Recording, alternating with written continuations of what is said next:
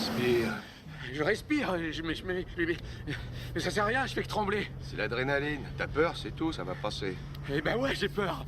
Et vous avez pas eu peur là-bas tout à l'heure? Si, j'ai eu peur, ouais.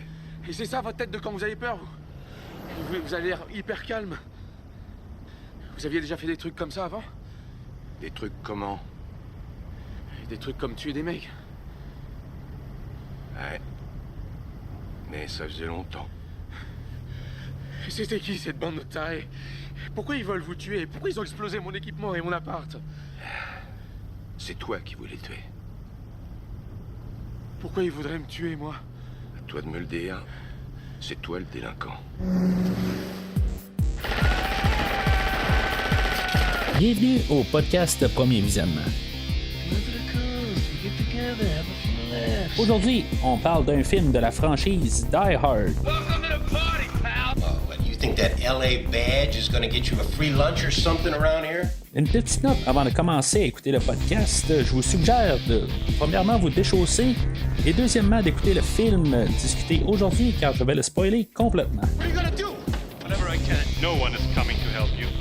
Bonne écoute. Next time you have a chance to kill someone, don't hesitate.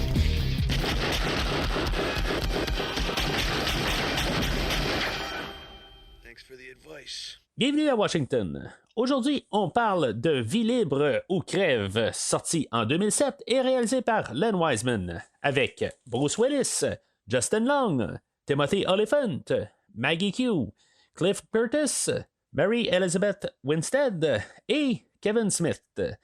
Je suis Mathieu et pour le podcast d'aujourd'hui, j'ai écouté le film 2 fois. Ça me fait que je suis ce gars. Alors, bienvenue dans la rétrospective des films de Die Hard. Aujourd'hui, on est rendu au 4e film. Film que je suis pas trop à l'aise. Je veux dire, dans le fond, film que je n'ai pas vu au cinéma. Parce qu'à l'époque, dans le fond, c'était le 3e là, qui m'avait comme rendu un peu froid la franchise, là, sans dire que je n'étais pas intéressé. En même temps, c'était un moment dans ma vie où je n'étais pas nécessairement super riche et à l'aise monétairement. Fait que c'est sûr que j'allais pas voir tous les films qui sortaient au cinéma que je voulais aller voir. Mais en même temps, j'avais ma conjointe à travailler dans un club vidéo. Puis, dans le fond, on avait des films à profusion dans cette époque-là. Puis, les films commençaient à sortir tranquillement, pas trop longtemps après leur sortie cinéma. Fait que, dans le fond, c'était quand même quelque chose que je n'étais pas nécessairement pressé à aller voir à l'époque. Puis, rendu là, que quand il est sorti en DVD, on l'a écouté assez rapidement.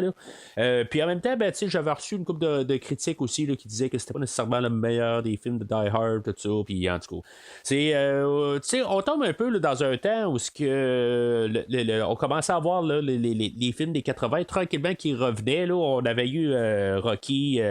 En 2006, on allait avoir Rambo 2 ans plus tard, en 2008. Dans le fond, on est un peu dans le début de ça, pareil.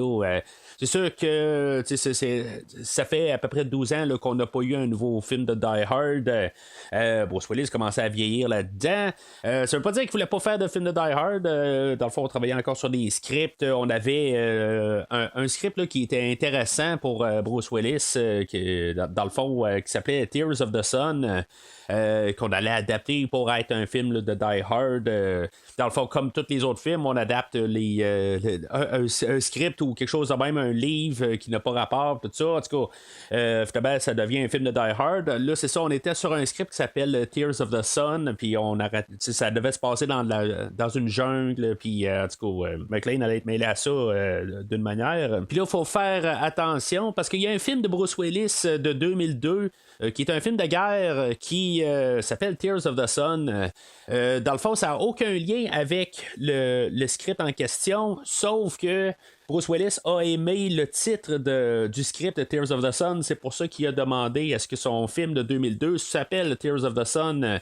Mais ça n'a aucun lien avec le film de Die Hard ou le script qui va finalement là, partir aux poubelles. Parce que finalement, on va se baser sur un autre script qui s'appelle World War 3, WW3.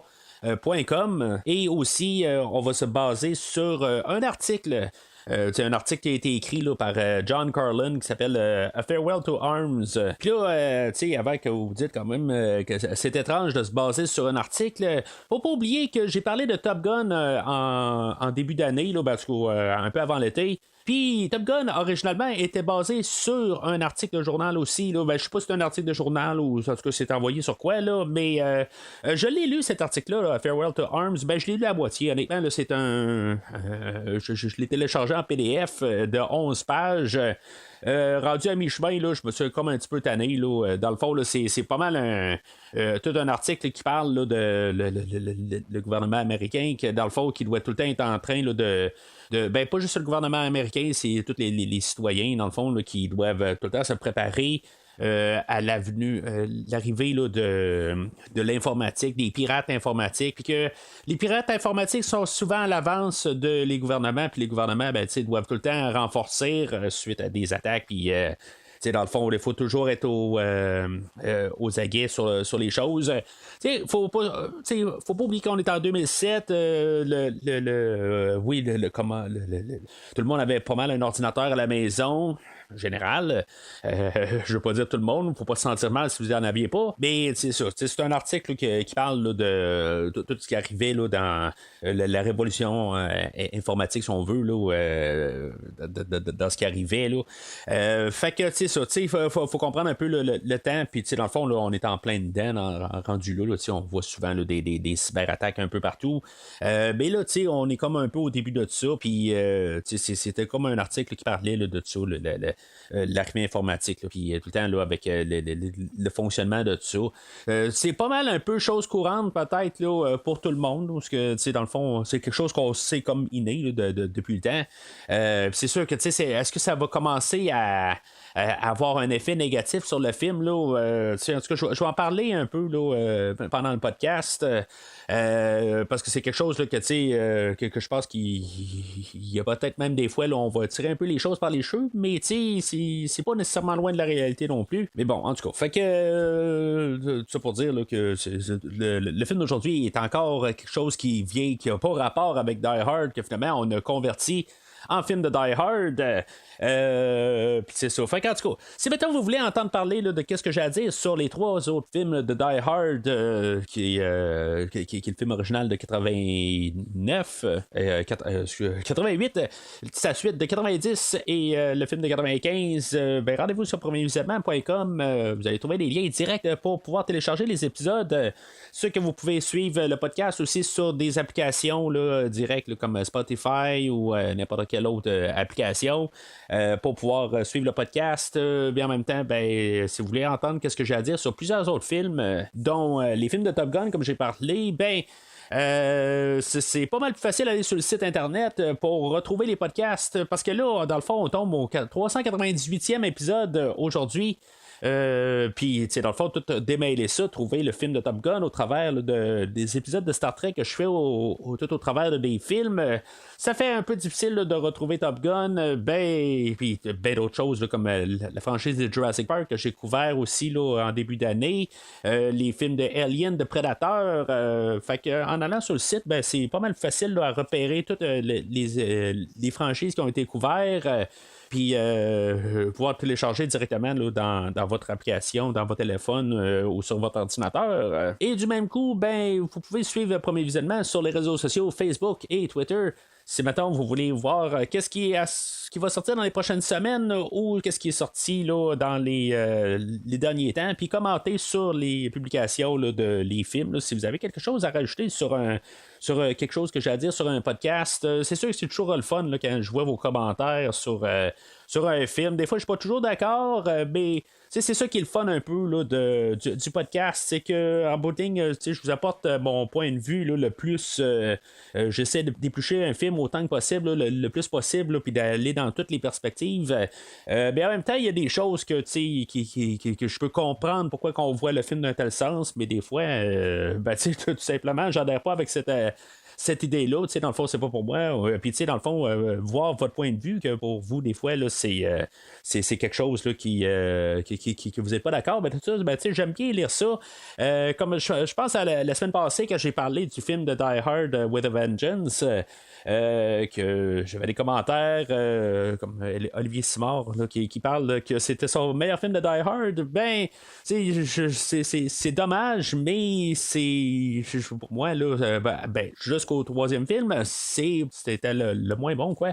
Mais en même temps, là, j'en ai parlé pour pas loin de 2 heures là, pour dire que c'est quand même pas un mauvais film, mais c'est juste que moi, j'adhère pas avec. Et en parlant là, de M. Simard, merci pour ton don au podcast. Dans le fond, tes 3 films vont être couverts là, dans les premiers 3 mois là, de 2023. Là, il faut que je regarde bien l'horaire. Dans le fond, dans les prochaines semaines, on va couvrir 3 films que tu as choisis. Fait que, dans le fond, en début 2023, on va parler là, de films là, de films qui ont été demandés là, par des gens qui ont fait un don au podcast de 15$ et plus. Il vous reste une semaine, dans le fond, pour faire un don au podcast et avoir vos requêtes. Après ça, dans le fond, quel prochain film va sortir la semaine prochaine, c'est terminé. Puis, dans le fond, là, je vais partir avec un autre concept pour. Dans le fond, le but là, du don au podcast, c'est pour. Pas pour vous impliquer, mais juste pour montrer votre support et en même temps, moi, ça m'aide à payer les comptes pour le podcast parce que dans le fond, ça coûte quand même assez cher pour pouvoir faire marcher là, le podcast. Ça a l'air d'être gratuit. Et c'est là, avec le site, Podbean, puis tous les endroits où le podcast est, ça coûte quand même assez cher par année. Fait que, dans le fond, votre support est très apprécié. Puis, dans le fond, je vous retourne quand même là, la faveur en couvrant là, 3 films de votre choix. Alors, juste avant de commencer à parler du film, encore une fois, la semaine passée, j'avais eu la COVID, puis tout s'est bien passé en tant que tel. Je suis encore là aujourd'hui. C'est juste qu'on dirait que la COVID, depuis que je suis négatif, on dirait que j'ai pogné un gros rhume. C'est un peu, je sais pas exactement c'est quoi l'affaire, mais je suis comme un petit peu plus congestionné depuis que j'ai plus la COVID. Alors, il est possible que je sois un petit peu, des fois, il y a un petit peu une tonalité qui va partir un peu étrange. Là, vous avez peut-être remarqué là, depuis le début du podcast, mais c'est ce que c'est en tant que tel. Là. Fait que, c'est ça. Le réalisateur d'aujourd'hui, Len Wiseman, que j'ai déjà parlé au podcast, mais dans le fond, on va aller dans son passé à lui. Que lui avait couvert le film là, de Total Recall, un film que j'ai couvert cet été. C'est avant ça, dans le fond, là, on est 5 ans avant la couverture là, de Total Recall. Lui, à l'époque, il avait pas mal fait là, des clips vidéo, puis 2 films de Underworld. Et finalement, c'était comme son nouveau projet. Là, je sais pas pourquoi qu'on va chercher Len Wiseman, que dans le fond, oui, Underworld, ça a fait un peu sa marque. Je n'ai pas vu un. Je fais juste dire ça. J'ai le coffret, mais peut-être quelque chose que je pourrais peut-être couvrir là, éventuellement au podcast. Laissez-moi savoir si ça pourrait vous intéresser. Mais je suis pas très chaleureux à l'idée là, de voir M. Wiseman en arrière là, de la caméra aujourd'hui. J'aurais écouté qu'est-ce que j'ai dit sur le film de Total Recall à son sujet, puis en tout cas, on va en parler un peu là, pendant le film, mais quand j'ai vu que c'était lui le réalisateur aujourd'hui, j'ai fait comme ouf, on parle de John McTiernan à un gars de Len Wiseman. Je comprends que le gars il était comme à ses débuts, mais on regarde John McTiernan, il avait fait Predator avant de faire le film de Pièce de cristal de 88. On sait que le réalisateur a du talent, on l'a vu avec Predator, mais Len Wiseman, ok, j'ai pas pas vu Underworld, mais j'ai vu un film qui va faire 5 ans après, en 2012, Total Recall, et dans le fond, il s'est pas amélioré. Fait que, tu sais, je me dis quelque chose là, comme 10 ans avant, je pense pas qu'il est meilleur que ce qu'il a fait dans Total Recall. Là. Fait que, là, tu sais, je suis pas en train de dire quand même là, que c'est pas c'est une mauvaise chose là, d'avoir du sang neuf. Justement, c'est bon d'avoir toujours du sang neuf dans une franchise parce que ça redonne un peu là, de renouveau, quoi. Puis là, ben, c'est juste que en tant que tel, je pense pas que le réalisateur est juste en voyant juste le nom. Là. Je parle pas là, du film en tant que tel. Je parle juste en voyant le nom attaché au film avant d'écouter le film. Je sens pas qu'on a pas choisi le bon réalisateur tout de suite en partant. Bon, le film est le film de Die Hard le plus rentable là, en non ajusté là, parce qu'il a fait genre 22 millions de plus que Villib Marche ou crève là, le dernier film là, de 95. Sauf que c'est pas ajusté, fait que techniquement il a pas fait autant d'argent, mais c'est ça, dans le fond là, c'est quand même un hit là, malgré le réalisateur. Puis c'est ça qui me dit un peu que le film, on s'est dit, bon, ben, ça va être un Die Hard, puis, dans le fond, peu importe qu'est-ce qu'il y a en arrière de l'écran, il y a Bruce Willis qui revient, puis c'est sûr, dans le fond, là, qui va être pas mal, là, le poster de vente en bout de ligne, puis on va se dire que, après 12 ans d'absence, ben, ramener Bruce Willis et Die Hard, c'est une formule gagnante. Bruce Willis, c'est quoi depuis 1995? Ben, c'est 12 singes qui étaient sortis la même année. C'est Le Mercenaire. C'est des voix aussi là, dans les films de Beavis and Butthead, dans le fond, qui joue avec sa femme de l'époque, Demi Moore, que j'ai réécouté dernièrement, là, puis que je veux dire, j'ai trouvé ça quand même plaisant de retourner en arrière. C'est le Chacal, Mercure à la hausse, Armageddon, le 5e élément, le 6e sens, le nouveau voisin, le Kid, l'indestructible, Bandit, le combat du lieutenant Hart, les larmes du soleil, comme j'ai parlé un peu plus tôt, puis le retour de Danny Ocean, Sin City. Mall Alpha, il y a quand même beaucoup de films là, qui ont marqué là, la carrière là, de M. Willis jusqu'à temps qu'on arrive là, au film d'aujourd'hui. Il y en a encore d'autres, là, mais dans le fond, je peux pas nommer tout ce qu'il y a sur MDB. J'ai pas vu tout ce qui est là-dedans, mais dans le fond, là, le film là, de Marche ou crève, puis dans le fond, là, c'est le film là, de fiction pulpeuse. Ça avait vraiment redonné là, un gros coup là, dans la carrière à M. Willis. Puis je pense que c'était la meilleure run partie, là, mettons, entre le 1 et le 2, ben, il n'y avait rien pas mal. Entre le 2 et le 3, ben, on a eu comme une montée puis une descente. Puis là, ben, dans le fond, on était quand même parti, là, surtout jusqu'à les années 2000-2002, là, on avait une bonne partie là, où on avait beaucoup de succès là, pour M. Willis. Puis là, ben, c'est ça. Tranquillement, là, ça commençait là, à s'effriter, rendu là. Mais dans le fond, là, c'était quand même pas autant là, qu'en 1995, là, quand il y avait vraiment besoin là, d'avoir un rehaussement là, de carrière. Puis là, il faut faire attention, là, j'ai nommé plein de films tantôt, il y a peut-être des navets là-dedans, mais en tant que tel, là, je parle des films là, qui ont été quand même vus là, pour un auditoire général, là, dans le fond, là, je suis pas en train là, de lancer aucune pensée là, sur les films que j'ai mentionnés.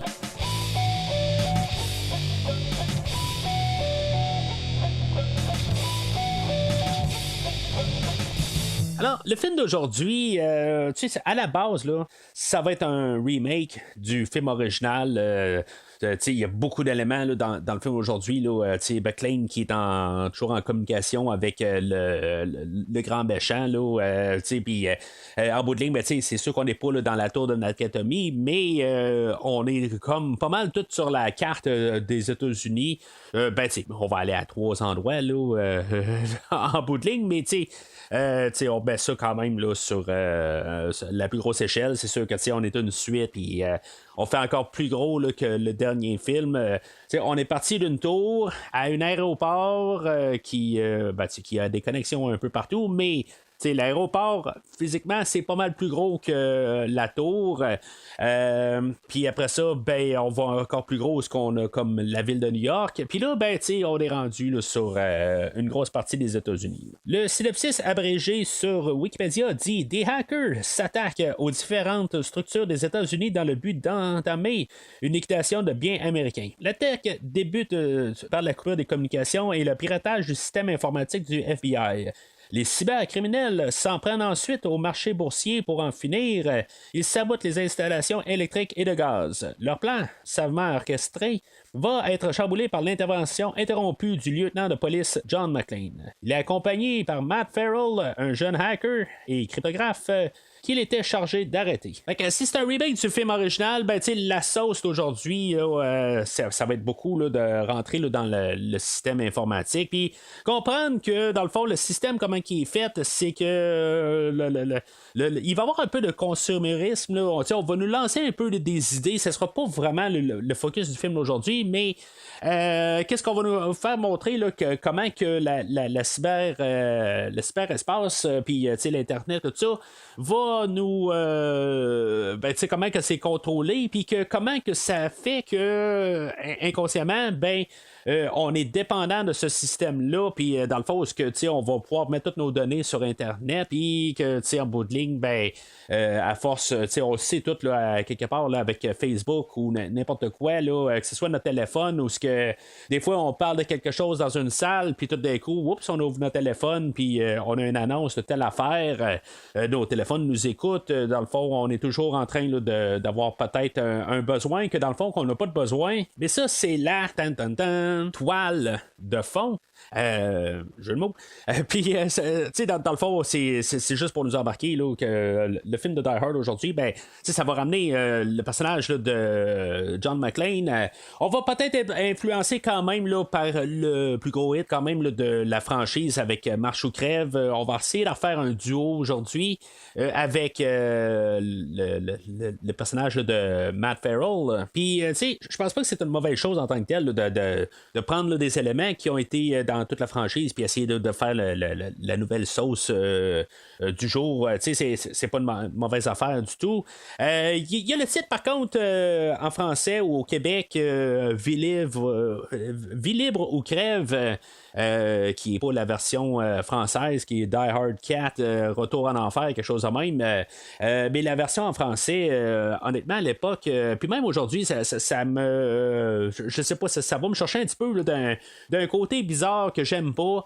Parce que, dans le fond, chaque film a eu un titre différent. Piège de cristal, 58 minutes pour vivre, Marche ou crève. Puis là, on va juste en chercher le crève de Marche ou crève. C'est comme si, mettons, on essaie d'être vraiment la suite de Marche ou crève, point de vue titre, ou pour le marketing du film, qui m'a toujours dérangé un peu, puis même à ce jour, parce que là, c'est comme si on est Marche ou crève 2, dans mon livre à moi, quand on devrait être juste le 4e film qui a commencé avec Piège de cristal. Mais on s'entend que ça n'a pas de lien avec le film en tant que tel. Le film, il est qu'est-ce qu'il est, puis le titre, c'est juste quelque chose à part, mais c'est ça, en tout cas, c'est juste une petite note de même là, qui m'a toujours froissé un peu.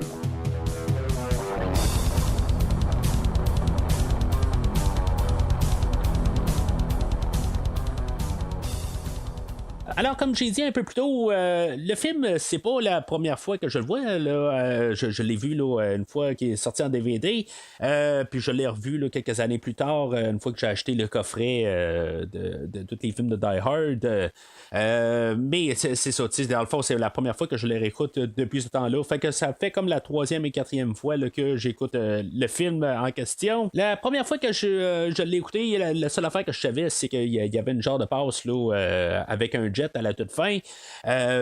Puis c'est pas mal ça que je savais. Tu sais qu'en tant que tel, le film était correct. Puis c'est ce que j'ai pu constater une fois que je l'ai écouté en DVD. C'était correct, mais dans le fond, là, j'avais passé à autre chose pas longtemps après. C'est pas un film que j'ai fait comme wow, ça va redéfinir l'univers là, de Die Hard. Un peu qu'est-ce que j'ai pensé aussi quand je l'ai réécouté là, il y a quelques années, là, à peu près il y a une dizaine d'années là, pour écouter là, le dernier film là, de Die Hard qui est sorti. Fait que je ne l'ai pas vu depuis ce temps-là. Fait que c'est ça. Le film ouvre là, avec un genre de montage pour comprendre là, vraiment l'univers qu'on est dedans. Dans le fond, on voit pas mal là, d'ordinateurs, des écrans d'ordinateurs, des piratages. On voit du monde là, qui se font tuer parce que dans le fond, leur ordinateur ont du C4 dans leur ordinateur puis ils se font sauter, quelque chose de même. Ce qu'il faut comprendre pareil, là, c'est que le côté informatique peut faire bien des choses. Là, y a-tu le C4 dans l'ordinateur ou c'est juste que il n'y a pas de bombe dans un ordinateur? Là, ce qu'on est en train de nous montrer, c'est que on peut faire n'importe quoi avec un ordinateur. J'ai quand même fait des recherches pour voir à quelle étendue qu'on peut faire. Je suis pas nono, quelque part, je sais un peu qu'est-ce que ça fait un ordinateur. Puis, sans être un hacker, puis être bien calé là-dedans, j'ai quand même un certain savoir, point de vue informatique. Puis, en tant que tel, à ce que je sache, d'après ce que j'ai pu même lire aussi, juste pour être sûr là, de bien comprendre, puis être sûr de ne pas me faire vraiment dépasser, on peut pas faire sauter un ordinateur en pesant sur un piton là, de juste Enter, Destruction, Enter, tu peux pas faire ça, envoyer ça comme virus. Ce que tu peux faire par contre, c'est que tu peux quand même envoyer un genre de virus qui va demander à ton ordinateur de, mettons, arrêter ta ventilation, puis la ventilation de ton ordinateur, ben, dans le fond, elle peut faire sauter ton ordinateur. Là, c'est-tu nucléaire ou, là, c'est ça, ça peut pas faire ça. Là, ça dépend de tout ce qui est branché avec l'ordinateur. Mais c'est ça, je trouve qu'un petit peu l'introduction au film est un petit peu exagérée en tant que tel, où les ordinateurs qui sautent, c'est comme impossible. Là. Mais c'est ça, dans le fond, c'est l'introduction qu'on a. Là, cette scène-là, c'était supposé d'être l'entrée. C'était pas supposé être l'introduction, là, juste en voyant le générique. C'était supposé d'être la première scène. J'imagine qu'on allait avoir comme toutes l'écriture sur un fond noir, mais dans le fond, on a choisi ça. Là, parce que c'est ce qu'on dit là, dans le commentaire. Puis, en tant que tel, là, tant que ça avance, j'ai aucun problème. Là, je pense que c'est le film le plus long de Die Hard qu'on a là, à ce jour. Je viens à ce jour, en tout cas, la manière que ça va, là, on n'aura probablement jamais là, un Die Hard 6 proprement là, avec M. Willis, avec la maladie là, qu'il a. Tout est aboli, là, en tout cas. Puis, en tout cas, c'est malheureux là, comme ça. Mais c'est ça, en tout cas, pour l'instant, là, on n'a pas de suite. Puis, pour l'instant, ben, c'est ça. Le film de la semaine prochaine, je pense qu'il est 1h40. Là, mais c'est ça, on va en parler la semaine prochaine. Là, c'est ça. Dans le fond, là, le fait, là, juste un peu pour ajouter la cadence, c'est correct qu'on voit ça. Puis, en même temps, ben, je trouve que c'est une belle manière d'apporter ça. Comprendre là, qu'on est 12 ans après le premier film, on nous le dit pas, mais qu'on voit là, qu'on est dans une nouvelle ère, plus nous mettre ça à l'écran. Tant mieux, dans le fond, ça nous montre qu'aujourd'hui, ça va être ça.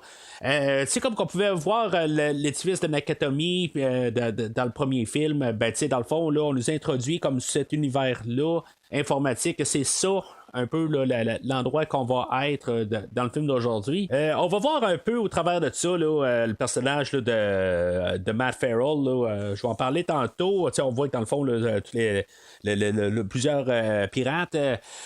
Puis là, ben, dans le fond, il y en a un qui va réussir à rentrer là, dans le FBI, puis dans le fond, là, faire des coupures. Fait que là, rendu là, le FBI est piraté. On va voir l'introduction là, du personnage là, de Bowman qui va être pas mal là tout le temps là, dans toile de fond. Il va-tu être notre Al Powell? Peut-être, là, dans le fond, là, ça va être lui qui va être notre dans le fond, juste pour montrer là, qui va être comme notre personnage là, qui va montrer qu'est-ce qui se passe le point de vue gouvernement américain. Le personnage est joué par Cliff Curtis. Puis, dans le fond, c'était probablement la deuxième fois que je voyais là, cet acteur-là. Cet acteur-là, je sais qu'il a joué dans plusieurs affaires. Il joue là, dans le film d'Avatar 2, là, même qui est au cinéma, que j'ai pas vu, là, mais en tout cas, j'ai regardé là, dans son résumé, puis il y a plein d'affaires que j'ai vues par la suite. Mais si je me retourne en 2007, quand le film est sorti, Je l'ai vu dans je pense, un seul autre film qui est le film avec Arnold Schwarzenegger, Dommages collatéraux, qu'il faisait le grand méchant, dans le fond, terroriste dans ce film-là.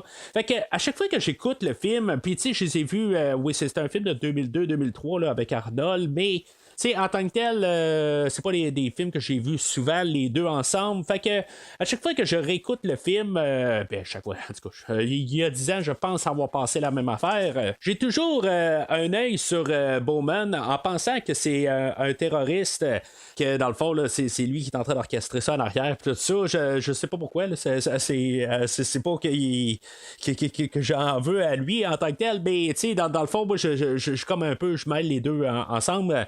C'est ça, dans le dommage collatéraux aussi, il y a un petit peu, des mêmes affaires. On voit les gouvernements, des affaires de même, puis il y a des actes terroristes, tout ça. Fait que ça fait un peu que j'ai mélangé un peu les deux univers. Puis là, quand je le vois apparaître, je me dis, ah oui, lui, c'est un traître, tout de suite en partant, mais tu sais, c'est lui qui est dans le fond, là, qui est l'opposé de ça. Il représente le bon gouvernement américain. T'sais, plus tard, il va y avoir la NSA qui va se mêler à ça. Il y a son second aussi, là, Molina, qui est à côté. La NSA, ce que je peux dire là-dessus, c'est qu'il va y avoir un acteur qui va apparaître là, qui fait le personnage là, de Tuvok là, dans Star Trek Voyager. Content de le voir, mais en même temps, je pense que c'est la seule place où je l'ai vu à part de Star Trek Voyager. Vous savez que je suis un fan de Star Trek, bien sûr. Puis que, tu sais, en tant que tel, je me dis en bout de ligne que je suis content de pas le voir dans d'autres choses. Star Trek Voyager, de toute façon, c'est pas ma meilleure série de Star Trek, qui tombe pas mal là, dans les 3-4 séries que j'aime le moins dans toute Star Trek. Puis, tu sais, dans le fond, lui, c'est un Vulcain qui comme Monsieur Spock. Si vous connaissez pas tout à fait l'univers, vous savez c'est qui Monsieur Spock, j'imagine. Puis, tu sais, dans le fond, je vois juste ça comme un clone de Spock, et dans le fond, là, que le monsieur n'allait pas chercher quelque chose de vraiment plus que Leonard Nimoy qui faisait Spock originalement. Fait que, tu sais, en même temps, je trouve que le personnage là, qui est incarné là, par Tim Ross, ben, c'est ça, en bout de ligne, là, je trouve que, tu sais, dans le fond, on dirait qu'il y a un Vulcain sur le plateau. En tout cas, je trouve juste ça ben dommage. Ça me débarque un peu du film, là, une fois que qu'eux autres embarquent. Mais c'est ça, tu sais, on nous rembarque un peu là, dans la même genre de scénario là, ou même situation qu'on a eu là, dans Marche ou Crève, que dans le fond, là, on voit qu'il y a des gens plus placés ailleurs qui essaient de faire leur job. On voit que sont quand même compétents, mais en bout de ligne, il y a comme un peu des agendas cachés. Puis dans le fond, là, on va arriver là, avec Bowman, on va dire, ben, dans le fond, là, de ton poste, c'est ça. Ben, il y a des gens là, qui sont mieux payés que toi, puis que dans le fond, ils ont accès à d'autres informations que toi, puis des affaires de même. Fait que il y a toutes sortes un peu là, de choses internes, mais en tout cas, c'est un peu comme dans le dernier film, c'est des parties du film qui me débarquent un peu. Puis là, en tout cas, on va en parler un peu plus loin. Là. C'est surtout dans un certain bout là, du film, là, un peu là, vers 1h20, là, où ce qu'on a essayé d'embarquer un petit peu politique, des affaires de même. Là, ben, vraiment, là, comme je dis, là, on essaie de savoir un peu là, qui est là, le terroriste en question. Ben, il y a un petit bout là, qui est long. Là. En tout cas, je vais en parler tantôt. Là, mais c'est moins dérangeant d'un côté que dans le dernier film où ce que vraiment on essaye là, il y a des bouts là, dans le Marche ou Crève où ce que ça devient vraiment un autre film que dans le fond on nous a pas vraiment placé là, que dans la franchise à quelque part là, on essaie de nous faire apprendre des nouveaux personnages. Ça va bien quand même là, avec Bowman. Je veux dire, c'est correct, j'embarque avec un personnage, peut-être aussi parce que je l'ai à l'œil justement comme je disais tantôt, mais en tant que tel il est correct en bout de ligne. On voit d'autres personnages, mais c'est comme quelque part le regard est juste centré sur Bowman, tandis que dans le film de la semaine passée, ben c'était comme, oui, on voyait le chef de police, mais on voyait là, l'autre avec les bombes, puis on voyait d'autres personnages que dans le fond en bout de ligne là, qui n'aboutissaient à rien. C'est un peu le chose que j'avais contre tous les personnages secondaires là, de Marche ou Crève. Je trouve qu'aujourd'hui, on fait un meilleur job quand même là, de réunir ça juste sur Bowman. Descends de là. Quoi? Descends de cette Mais bagnole, c'est quoi connard. ça? Et Non, mais discute je sais pas, vous êtes quoi, Elle a un dit garde non, du et corps, non, ça va c'est pas? non. John, Quoi? t'arrêtes. M'appelle pas comme ça, je déteste quand tu m'appelles comme ça. Attends, doucement, tu connais ce Ta taré? gueule, petit crétin. On t'a rien demandé. Tu nous Papa, lâches. arrête ça immédiatement. Papa, tu m'as dit qu'il était mort? Pardon? T'as dit vraiment ça? J'ai peut-être exagéré un peu. Et c'est qui celui-là? C'est ton petit copain? Non, Oui? j'étais pas encore d'accord. Voilà, désolé. On verra. Qu'est-ce que tu fais là? Tu réponds jamais au téléphone et tu me rappelles jamais. Je t'adresse plus la parole au cas où ça t'aurait échappé. Et pourquoi tu m'adresses plus la parole cette fois, Lucie? Pourquoi? Tu veux que je te fasse la liste? Commençons par ce soir. Tu m'espionnes carrément. Je Tu t'espionne débarques pas, de je ne Lucie. sais où. Tu te Je permets de t'espionne virer mon petit pas. copain de la Je croyais voiture. que c'était pas ton petit copain. C'est pas mon petit copain. Tu viens de dire que j'étais ton copain. Ta Pas gueule. vrai? Tu es vraiment un sale con. Ça va. Je m'excuse d'avoir viré ce Gus qui n'est pas ton copain de la voiture. Voilà. Alors, c'est là qu'on a l'introduction là, de John McClane, là, qui est toujours incarné par Bruce Willis, qui a perdu ses cheveux depuis le dernier film, puis c'est correct en bout de ligne, tu sais, puis même il en parle dans le commentaire en bout de ligne, est-ce qu'il aurait mis des cheveux ou pas, puis tu sais, dans le fond, là, c'est irait un peu contre le personnage, là, puis je suis pas mal d'accord avec ça en bout de ligne, là, tu sais, honnêtement, je m'en fous, là, c'est pas quelque chose là, qui va faire, que je me dis ça n'a pas rapport avec le personnage, mais c'est sûr que j'en ai parlé là, que j'ai parlé là, des films de Rocky où ce que Stallone se teignait les cheveux, quand je pense que je sais pas si ça valait bien avec le personnage de Rocky qui se teigne les cheveux. Mais c'est ça. Pour Bruce Willis, là, dans le fond, là, qui a accepté là, de juste garder là, son air chauve, mais je pense qu'il était rendu qu'il se gardait chauve à cette époque-là, de toute façon. Là, un peu plus tard dans le film, on va savoir que finalement, là, il s'est divorcé de Holly. Dans le fond, où est-ce qu'on a laissé la relation à la fin du dernier film, dans le fond, qui allait rappeler Holly, puis que peut-être qu'on allait supposer que il allait se passer quelque chose par la suite, que finalement, là, il allait renouer avec.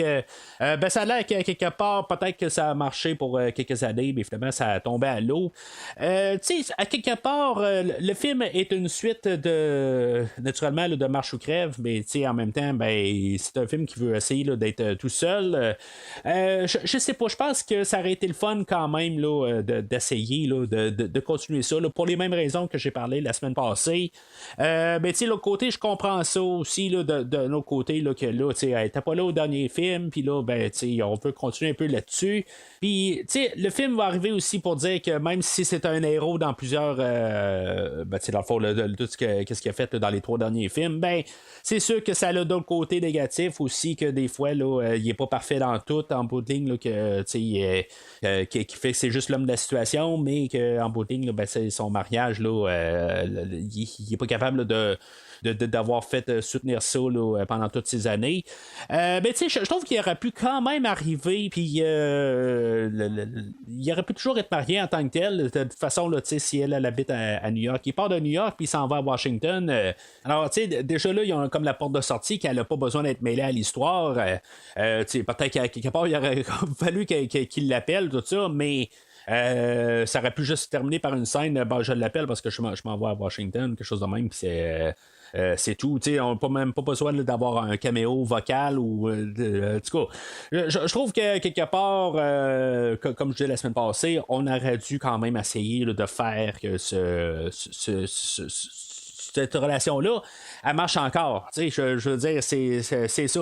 Comme que le film, on essaie de nous dire que Die Hard, ça marche encore. C'est un peu là, y aller un peu là, sur le côté symbolique quasiment. Que dans le fond, qu'est-ce qu'ils ont fait dans le premier film, qui garde un peu quelque chose. Là, je comprends de l'autre côté pourquoi qu'on l'a fait. L'actrice était partie dans d'autres choses. Puis, sauf qu'à quelque part, ça n'aurait rien coûté au pire de l'avoir fait un caméo. Puis, pour les raisons que j'ai dit là, dans le dernier film, là, dans le dernier film, ils ont gardé ça quand même ouvert, puis qu'il y a une porte de sortie si des fois ils veulent la faire amener, mais là, on a vraiment sectionné, là, on est 12 ans après, puis là, on dit qu'ils se sont divorcés, et que maintenant, ben, McClane, il est rendu un personnage assez étrange, que dans le fond, il est en train d'espionner sa fille, qu'elle est en train là, de peut-être avoir faire des petites galipettes dans la voiture, que dans le fond, OK, elle veut pas aller si loin que ça, mais tu sais, en tout cas, elle est en côté intime avec son chum, son ami, en tout cas, c'est quoi exactement? On ne saura pas vraiment. On suppose juste que c'est quelqu'un qu'elle a rencontré là, dernièrement, puis que dans le fond, là, ça va. Ils ont sauté des étapes.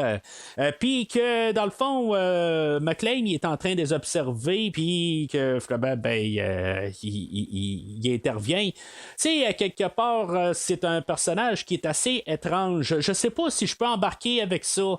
Je comprends qu'il veut protéger sa fille, mais de l'autre côté, là, c'était tout le temps sur observation. Je comprends à quelque part pourquoi que Lucy, là, qui est interprétée là, par Mary Elizabeth Winstead, qui veut rien savoir de son père, puis pourquoi qu'elle a vraiment une tournure vers la fin, je comprends quasiment même pas. Là, je comprends que c'est son père, puis dans le fond, c'est l'homme de la situation à cette époque-là. Mais pourquoi est-ce que McClane, dans le fond, là, c'est rendu assez étrange que, dans le fond, il est en train là, de la surveiller. Je comprends que c'est un policier puis qu'il a peut-être rien envie en bout de ligne.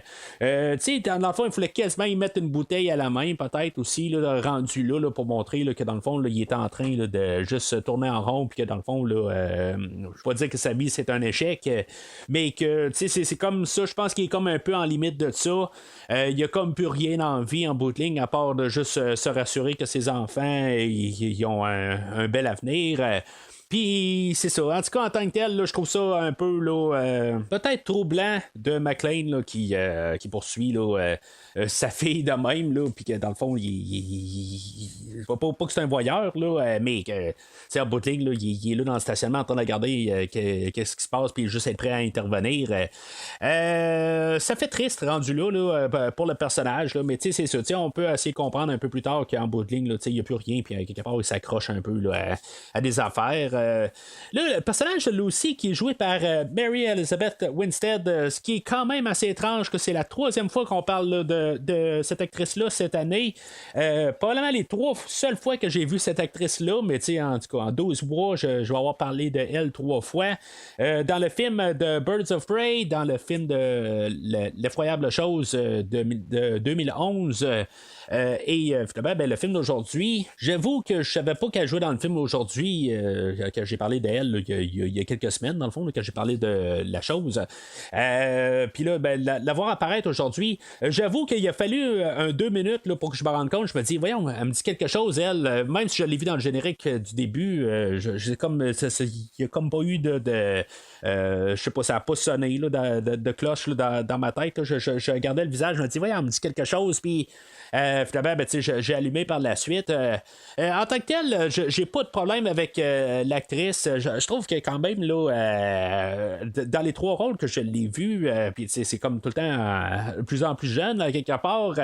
Le film de Birds of Prey, c'est un film de 2020, je pense, 2021. Puis de 2011 avant. Puis là, c'est ça, on est en 2007. Puis, en tant que tel, je trouve qu'elle a quand même un peu là, c'est pas une grande actrice, il faut comprendre. Là, je pense que dans le fond, là, c'est dans le Birds of Prey parce que je l'avais mieux aimé. Mais c'est ça, en tant que tel, là, dans le film d'aujourd'hui, elle est fonctionnelle, elle est correcte. Comme je dis, je martèle le fait que c'est une grande actrice. C'est pas une grande actrice plutôt. Mais c'est ça, dans le fond, là, pour qu'est-ce qu'elle fait. C'est correct, c'est sûr que c'est une, je veux pas dire une débutante là, mais en tant que telle là, elle a encore un peu à apprendre. Je pense que dans le fond son travail qu'elle va faire là, dans le film de 2011 de la chose ça va être mieux là, mais en tout cas j'étais quand même assez surpris là, de la revoir aujourd'hui. Là dans le fond on la voit à quelques minutes du début puis on va la revoir genre 1 heure plus tard. Je sais pas si c'était une mauvaise affaire quelque part. Je pense qu'on aurait soit dû la couper totalement ou la mettre un peu plus dans le film, mais en tout cas, on fait juste un peu embarquer là, comment que McClane il est. Mais si mettons on aurait abandonné le personnage là, j'aurais pas eu de problème avec ça. Juste un peu pour comprendre où ce que McClane il est dans sa vie. Puis c'est comme ça qu'on va nous montrer ça dans le fond, parce qu'elle revient pas tout de suite après. On la voit puis elle disparaît pour 1 heure, fait qu'on suppose qu'elle sera plus là, du restant du film. Fait que McClane reçoit un appel puis dans le fond de son patron qui dit là, dans le fond le FBI veut questionner quelqu'un, puis dans le fond c'est toi l'homme de la situation pour asseoir. Tu dois amener là, cette personne-là à Washington, fait que ça a l'air que t'as rien à faire, fait que c'est toi le chauffeur désigné pour la personne en question. Fait que McClane, il part puis il va trouver là, cette personne-là qui est un hacker, Matt Farrell, qui est joué par Justin Long, que lui, dans le fond, c'est ça. On va apprendre là, que c'est un pirate informatique, puis que en bout de ligne, il y a des affaires là, qui ont été utilisées là, dans ses programmations, là, qui ont été utilisées un peu partout. Mais là, je veux dire, on le voit un peu en train de parler entre hackers, puis que, il va parler avec un personnage qui s'appelle Warlock, qu'on va parler un peu plus tard. Mais lui, dans le fond, là, je sais pas si c'est pour montrer que, dans le fond, là, c'est un bon hacker, puis c'est pas un méchant. Son nom, c'est Farrell. Je sais pas, si t'es un hacker, tu mets pas ton nom Farrell. Je comprends que, dans le fond, il a décidé son nom, là, il marque F4 RR 3 LL, là, c'est juste, dans le fond, là, juste transformer son nom un peu là, et mettre une petite touche, là, mais t'es un hacker, tu mets pas ton nom comme nom, là, je veux dire, ça a juste pas de sens, là, il faudrait qu'il s'appelle quelque chose d'autre, là, je sais pas, Hacker d'or ou quelque chose de même, là, je sais pas, n'importe quel nom, là, mais pas ton nom, je sais pas, je trouve ça un petit peu ridicule que le gars utilise son nom de famille, là, comme nom, tu te demandes c'est qui, tu peux pas arriver et dire le hacker c'est tu peux se poser des questions, mais en tout cas mis à part ça, là, l'acteur Justin Long, je le connais là, d'à peu près rien en bout de ligne. J'ai écouté un film là, dernièrement, là, le film Barbarian là, qui est avec lui. Puis, en bout de ligne, ce qui est drôle là, quelque part, c'est que je me disais, je connais cet acteur-là de quelque chose, puis je savais pas de quoi. Dans le fond, j'ai la réponse là, en pleine figure aujourd'hui. Cet acteur-là, c'est ça. En bout de ligne, là, je l'ai vu dans le film Barbarian là, que vous pouvez écouter là, sur Disney+, je pense. Et le film de Die Hard, et c'est pas mal ça. Il est correct en tant que tel. C'est sûr que là, dans le fond, il est là pour remplacer le personnage là, qui était laissé vacant là, par Samuel Jackson là, la dernière fois. En tout cas, en tant que tel, il n'y a aucune idée là, qu'on allait ramener là, Samuel L. Jackson dans le script aujourd'hui. Initialement, dans les premières idées du film, on voulait que ce soit le fils à John McClane. Finalement, dans le fond, tranquillement, on a transformé ça là, vers un personnage qui n'était aucunement lié à John McClane. Dans le fond, c'est correct un peu. Là. C'est sûr que j'imagine que si maintenant on s'arrêtait son garçon, peut-être qu'on aurait coupé le personnage là, de Lucie au début. En tant que tel, là, j'ai pas besoin d'un film là, de Die Hard de père et fils. En tout cas, je sais qu'on va en parler la semaine prochaine, mais en tout cas, pour le film d'aujourd'hui, que le fait que c'est pas son garçon, c'est bien correct, là, que ce soit un pur étranger, je trouve que c'est le bon choix. C'est l'acteur, en tant que tel, je suis pas trop sûr que j'embarque dans l'acteur. Je vois en même temps que la chimie n'est pas la chimie entre Bruce Willis et Samuel L. Jackson. C'est ce qu'on va essayer de recréer, mais c'est pas c'est vraiment pas la même chimie qu'il y a entre les deux acteurs. Puis en même temps, je me pose la question, est-ce que c'est nécessaire qu'on ait encore un duo aujourd'hui? Je comprends que le personnage là, de Farrell, lui, il doit être là pour le côté technologique parce que Bruce Willis ou McClane n'est pas très très familier avec l'informatique. Fait que il a besoin là, de quelqu'un de son côté, mais qu'il soit là dans toutes les scènes en bout de ligne qu'on essaie là, de créer, là, qu'est-ce qu'on a fait avec Zeus au dernier film. Ça, c'est c'est là un petit peu que je suis pas sûr qu'on va réussir à aller rechercher là, qu'est-ce qu'on avait là, dans Marche ou Crève. Fait que Bruce Willis, c'est ça, il cogne à la porte de Matt Farrell. Puis là, ben, c'est ça, dans le fond, il dit, ben, regarde, je suis chargé là, pour venir te chercher. Puis là, ben, dans le fond, il y a un petit peu de comédie un peu au travers de ça, où que Bruce Willis commence à jouer avec les figurines qu'il y a là, dans l'appartement là, de M. Farrell. Puis là, ben, je trouve que c'est juste ironique un peu d'un côté, où ce que McClane va arriver, puis il va prendre une figurine, puis il va parler de G.I. Joe. Quand, dans le fond, peut-être une dizaine d'années plus tard, justement, Bruce Willis va jouer dans un film de G.I. Joe. Mais c'est là qu'on va avoir, dans le fond, là, la première scène d'action, là, où, dans le fond, il va avoir une fusillade, là, où, dans le fond, il y a on va voir le personnage de Rand, là, ça va être comme ben, pas l'adversaire principal, là, mais ça va être le méchant d'action principal, le henchman, si on préfère, là. Le personnage de Rand, que dans le fond, lui, il est là avec son fusil, là, avec c'est un sniper, genre, là, qui est en train là, de viser là, pour tuer Matt Farrell. Puis en bout de ligne, ben, quand Matt il est en face de la fenêtre, ben, en bout de ligne, il est pas capable de le tirer. Tu sais, c'est comme à quelque part, je comprends que si on l'aurait tué, ça aurait fini là, mais je sais pas, tu sais, ça marche pas tout à fait, là. Fait que là, il y a toute une fusillade là, dans l'appartement. Honnêtement, j'ai pas de problème avec cette scène-là. Ça montre, tu sais, ça part assez raide, là. On est peut-être à 10 minutes là, dans le film, puis là, dans le fond, là, tout l'appartement là, se fait mitrailler, puis tu sais, on montre un peu là, que le Bruce Willis est toujours en forme. C'est sûr que c'est pas le Bruce Willis de 1988, là, on est pas loin de 20 ans après ça. Dans le fond, là, cette fusillade-là va se terminer là, dans les petites ruelles à côté. Le personnage de Rand, dans le fond, là, il va sauter des toiles, puis il va descendre là, toutes les petites galeries là, ses côtés. Ça me faisait penser là, au film de Casino Royale là, qui était sorti l'année avant, où ce qu'on avait là, du parkour là, dans toute la séquence là, d'introduction. C'est là un petit peu, tu sais, le personnage de Rand, là, on voit que c'est comme c'est comme le parkour incarné, là, mais tu sais, je trouve que dans Casino Royale l'année avant, on avait fait comme une grosse scène pour montrer là, comment que c'est comme un nouveau style qui apparaissait au cinéma. On essaie de nous montrer ça dans le film aujourd'hui un petit peu à quelques spots un peu que dans le fond là, on a un personnage là, qui est intuable et qui a toutes sortes d'habilités. Mais à quelque part, je trouve que Casino Royale a fait tellement une job dans le fond hors de ce monde là, pour ces séquences-là, que là, dans le fond, on nous fait juste nous en donner des petites parties, puis qu'en bout de ligne, ça tombe à plat.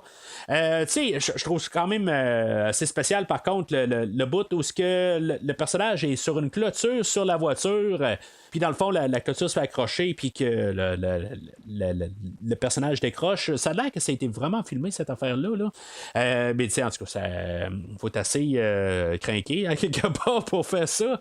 Ce qui est drôle, c'est que dans le fond, là, la plupart des machins, là, ils vont parler là, de toutes sortes de langages. Ils vont parler l'italien, puis ils vont parler le français. C'est toujours le fun, quelque part, je trouve, là, quand on a un film en anglais, puis que les personnages parlent en français. Je trouve toujours ça le fun un peu là, de juste. À quelque part, je suis toujours là. À quelque part, est-ce que le disque a buggé? Est-ce qu'il y a eu un problème de langage? Ou ça arrive des fois, là. Je suis tellement habitué là, d'écouter des films en anglais ou des écouter en français que je les écoute avec ma blonde que j'oublie, je sais plus en quel langage que j'écoute un film, puis quelque part ça me remet tout le temps sur terre là, à chaque fois que j'entends un film en français là, dans le fond qu'il y a un changement de langage, puis là je suis toujours en train de me poser la question, y a-t-il un bug ou quelque chose de même là, puis c'est ce que je ressens là. Fait que là ils s'en vont à New York, puis là c'est ça, on commence à voir un peu les relations, on voit là, comment que ça va là, avec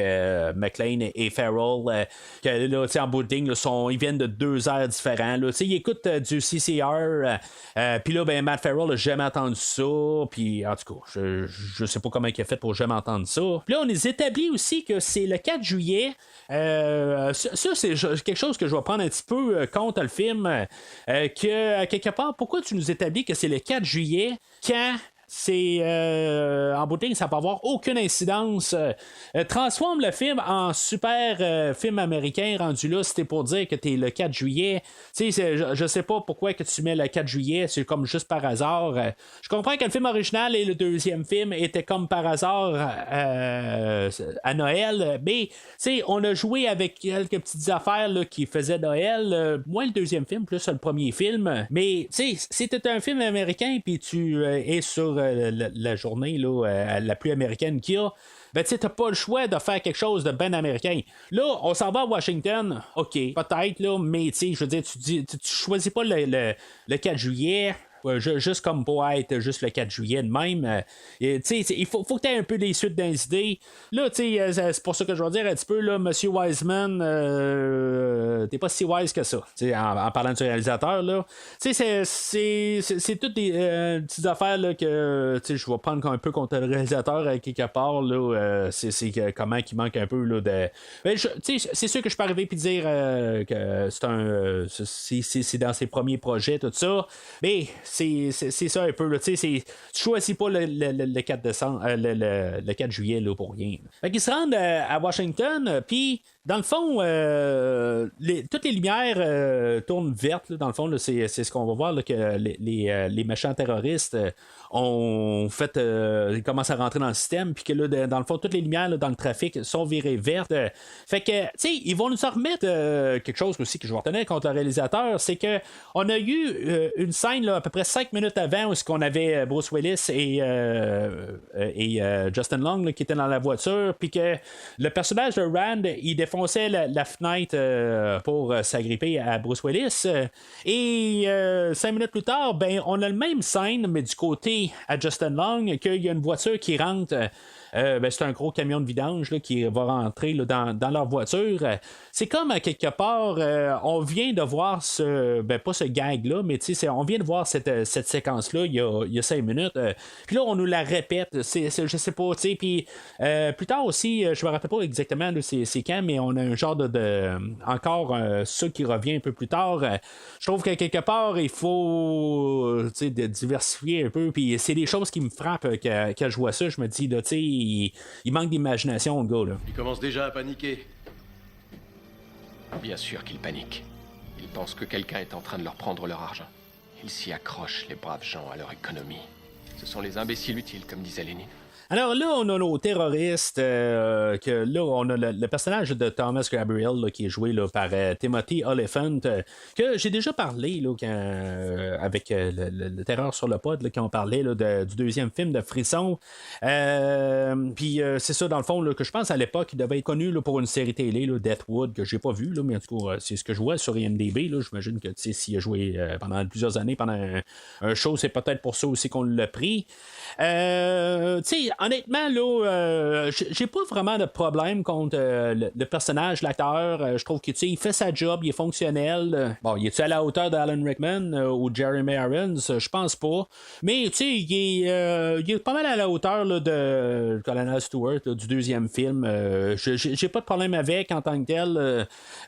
Puis tu sais, c'est pas une mauvaise chose à cause qu'il est troisième là, au même niveau que l'autre. Tu sais, je veux dire, en tant que tel, là, on a eu quand même là, des bons vilains là, tout dans la franchise. Ça, c'est quelque chose qu'on peut donner à la franchise. Je trouve que les têtes sont quand même là, assez solides. C'est juste que il y a peut-être l'original là, Alan Rickman là, qui va rester là, indétrônable. Puis dans le fond, on avait Jeremy Irons qui était un bon deuxième. Puis le fait qu'ils sont juste par défaut troisième, là, c'est lequel qui est meilleur entre Colonel Stewart, qui est négociable. Là, en tout cas, écoutez, là, Die Hard 2, qu'est-ce que j'ai à dire là-dessus. Puis le Gabriel, en tout cas, c'est sur le même pied. C'est pas nécessairement mal, mais en tout cas, c'est je trouve que quelque part, c'est sûr qu'il va se cacher pas mal tout le temps en arrière là, des écrans d'ordinateur. Puis que contrairement à pas mal tous les autres, là, que dans le fond, Alan Rickman, je me demande pourquoi ça n'aurait pas dû être le personnage de Carl qui peut-être prenne les commandes de quelque part dans le film. Dans le deuxième, ben, c'est comme un peu flou quelque part. Qui est vraiment le grand méchant?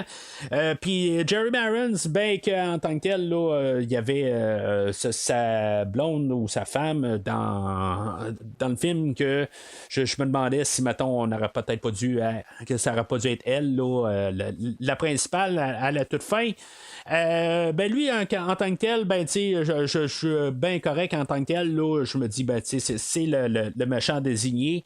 Puis en tant que tel, là, il est comme en guillemets indétrônable. Il y a sa blonde quelque part, là, Maya, là, qui va se battre contre McClane quelque part, que en tant que tel, là, j'aurais pas détesté voir aussi comme peut-être grande méchante. C'est elle qu'on voit depuis le début du film aussi, qui est en train là, de pirater là, dans les systèmes, qui va se faire prendre aussi pour la police quand on va appeler, ben ça va être elle là, qui va être là en ligne. Une fois là, que les terroristes là, vont avoir pris le contrôle puis être branchés là, sur le système de police.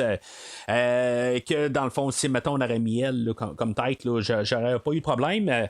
Mais tu sais, j'ai pas de problème non plus là, à ce que ça soit l'acteur là, de Timothy Olyphant là, qui est la grande tête. Mais ça reste que je suis surpris que rendu au 4e film, puis je me rappelle pas la semaine prochaine. Je veux dire, la semaine prochaine, j'ai vu le film uniquement en 2012 quand j'ai écouté le film là, quand il est sorti en Blu-ray.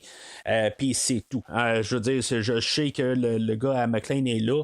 Et c'est tout. Là. Je sais absolument rien. Ça se passe en Russie, puis c'est tout. Là. En tout cas, je n'arrête pas de dire c'est tout, puis je rajoute tout le temps une petite affaire. Là. Je sais pas mal ce que je me rappelle là, du film de Die Hard, le 5e film.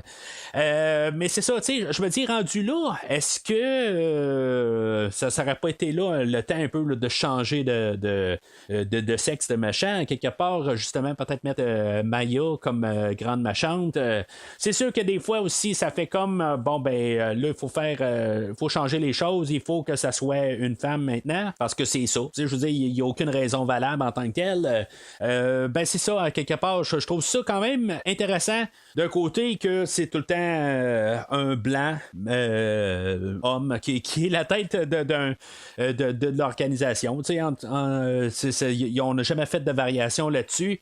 C'est pas que c'est un plus ou un moins, c'est juste que, dans le fond, c'est comme en guillemets en coïncidence que c'est ça. C'est juste comme tout le temps un peu la même chose, mais en tant que tel, on n'a pas succombé à les tendances. Fait que c'est ça, dans le fond, là, les terroristes, là, ils vont réussir là, à faire évacuer là, le centre des congrès, là, le Capitole, puis dans le fond, ils vont jouer avec la bourse, ils vont faire un crash boursier. Ça va être rendu la panique. Ils vont lancer le menace là, envers le gouvernement là, avec un montage là, de tous les présidents là, qui font tout dans le fond le discours. Je trouve ça quand même intéressant tout le temps, là, ces affaires-là. Justement, j'écoutais le film puis je me disais, ça doit être quand même assez long là, de prendre tous les discours puis de couper là, pour les mots, tout ça, voir qu'est-ce que ça a de l'air, puis essayer là, de faire quelque chose, un discours cohérent. En tout cas, dans le commentaire, ils disent que ça a pris 4 mois faire ça, mais en tout cas, c'est sûr que c'est pas 4 mois temps plein. Là, je pense pas qu'il y avait quelqu'un là, en train d'écouter là, tous les gouvernements, les présidents, puis essayer de coller ça. Là, puis ça a pris 4 mois là, vraiment là, à coup de 40 heures semaine. Là, mais je comprends que ça a dû être quand même une grosse job à faire, pareil, là, de trouver là, tous les mots puis essayer là, d'avoir un discours cohérent. Puis là, ben, c'est ça, dans le fond, on va avoir tous nos personnages qui vont se rencontrer. Dans le fond, McClane qui va rencontrer Bowman, puis dans le fond, là, voir un peu qu'est-ce qui se passe. On va nous parler là, d'un fire sale, dans le fond, là, que c'est comme un peu là, de détruire le système au complet. Ça marche en 3 étapes, puis en bout de ligne, dans le fond, c'est comme pour vraiment tout mettre à terre, puis qu'il se ramasse en guillemets à l'âge de pierre. Mais c'est ça un peu notre système qu'on est en train de créer en bout de ligne. On le crée sur un système informatique, mais si le système informatique lâche ou nous trahit, ben en bout de ligne, on perd tout. C'est un peu là, la thématique du film, comme je parlais tantôt, tout est construit là-dessus. Si on ne l'aurait pas, ben on n'aurait pas de problème, mais en bout de ligne, on est c'est comme on fait un peu un système contradictoire. C'est comme tu le fais, mais dans le fond, là, ça paye comme toute notre déchéance.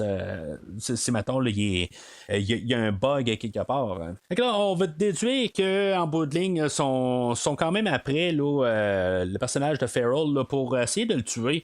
C'est-tu vraiment nécessaire rendu là? Dans le fond, ils ont réussi à faire là, à rentrer là, dans tout l'FBI, là, dans le fond, dans le gouvernement américain, puis ils ont réussi à commencer à télécharger les données en bout de ligne. Dans le fond, toute l'opération est en cours.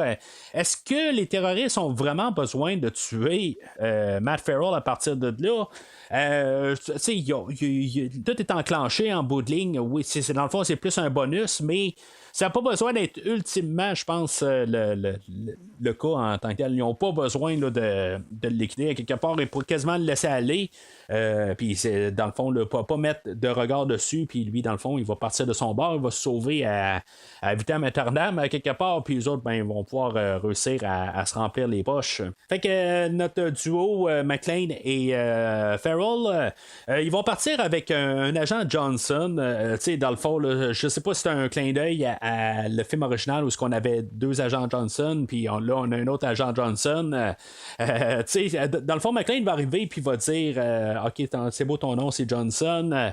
Je me dis, bon, ben, ça peut être un clin d'œil qu'il fait au film original, mais il a jamais rencontré les agents Johnson et Johnson dans le film original. Fait que, c'est vraiment pour nous autres, je pense, là, pour qu'on le remarque. On a affaire à une liquidation. Une quoi? Je répète, une liquidation. C'est quoi une liquidation?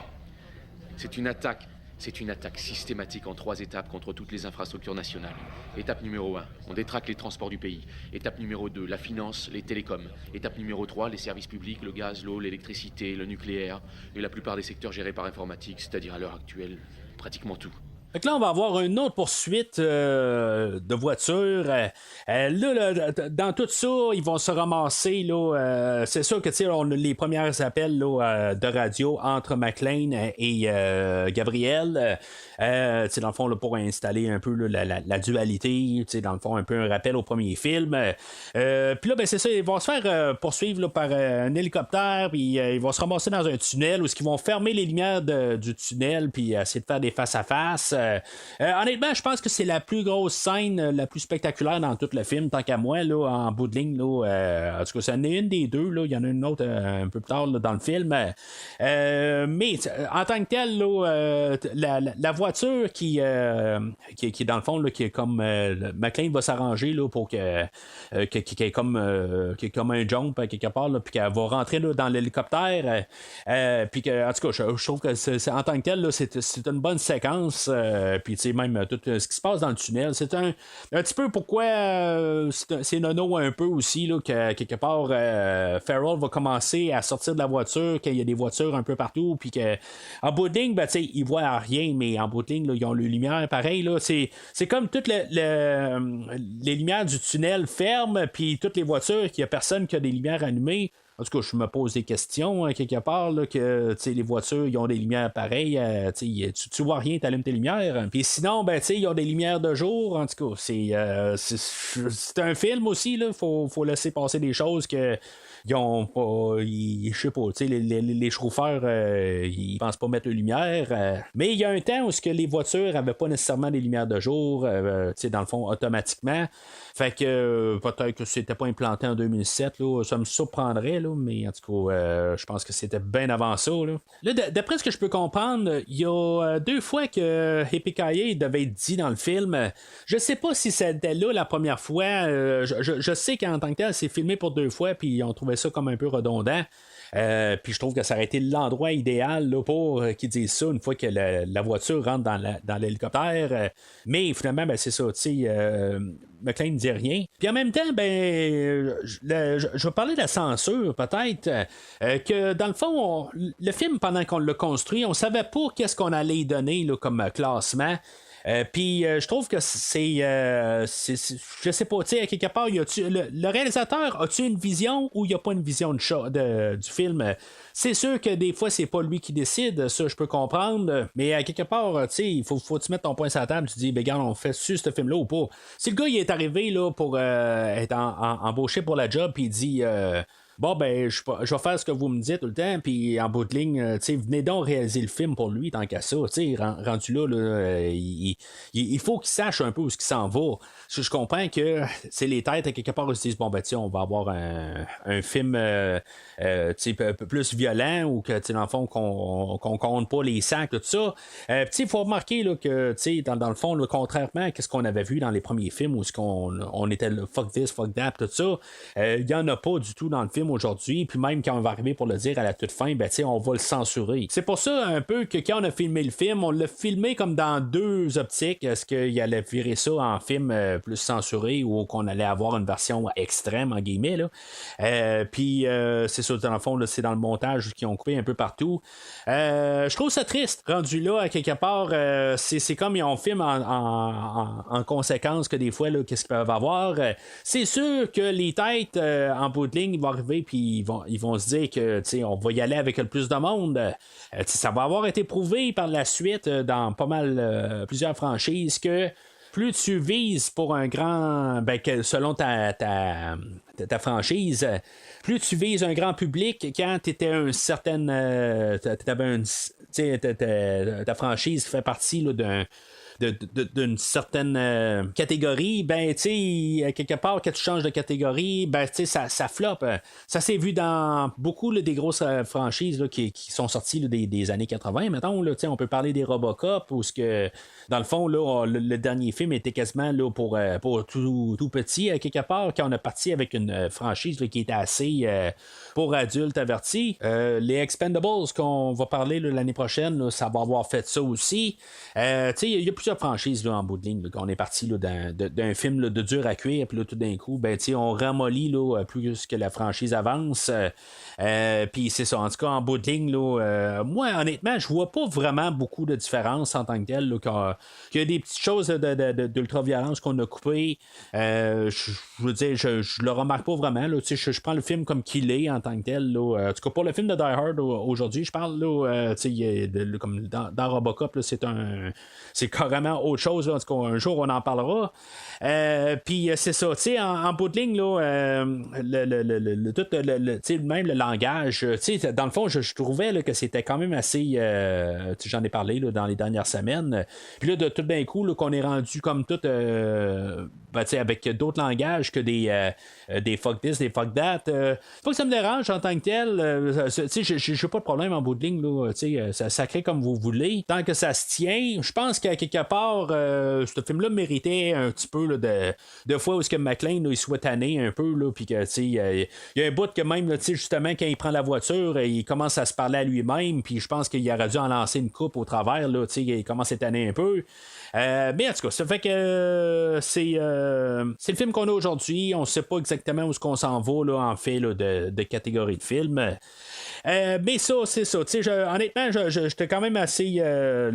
Toute cette séquence-là, là, avec la voiture, puis la fusillade, là, tout ça, je trouve que c'est quand même assez bien réussi. Là. Puis là, ben, il faut quand même comprendre là, qu'en ce moment, là, je m'amuse avec le film. Il n'y a aucun moment, là, des fois, j'ai de l'air à lancer un peu des perches, tout ça, là, que ça va pas. Là.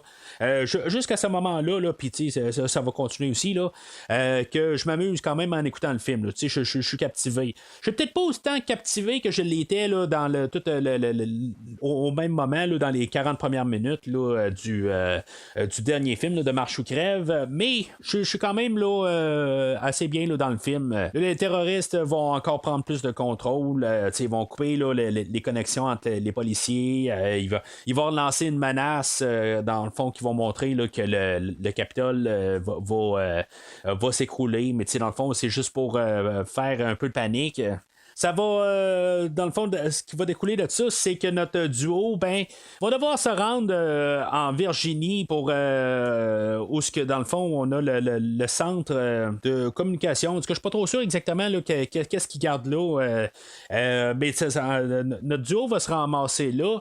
Ils vont voler une voiture que je trouve que, dans le fond, ils perdent quasiment plus de temps à essayer. Là, c'est là qu'on est supposé voir peut-être aussi là, les talents là, de Justin Long, pourquoi que lui suit McClane, puis que dans le fond il donnait une raison d'être là, que dans le fond lui il va utiliser une autre méthode au lieu de voler la voiture puis d'essayer là, de la faire court-circuiter, que lui dans le fond il va appeler le système de voiture qui dans le fond il va s'astiner avec la fille, puis que la fille elle va partir de la voiture pour montrer que peut-être que dans le fond il y a de la gueule, puis que en bout de ligne il est capable de vendre sa salade. Cette scène là je la trouve un petit peu ridicule. Je suis pas sûr que quelque part quelqu'un va arriver là puis il va dire qu'il va partir de la voiture. C'est sûr que dans le fond la téléphoniste ne veut pas se sentir mal là, de se ramasser avec un homme mort sur les bras, mais ils ont des protocoles à suivre. Mais en même temps ils vont rouler quand même pour un bon bout. Puis cette voiture-là, ils vont falloir qu'ils l'arrêtent pour mettre de l'essence, quelque chose de même. Là, quelque part, cette voiture-là va devoir arrêter, puis la repartir, qu'est-ce qu'ils vont faire?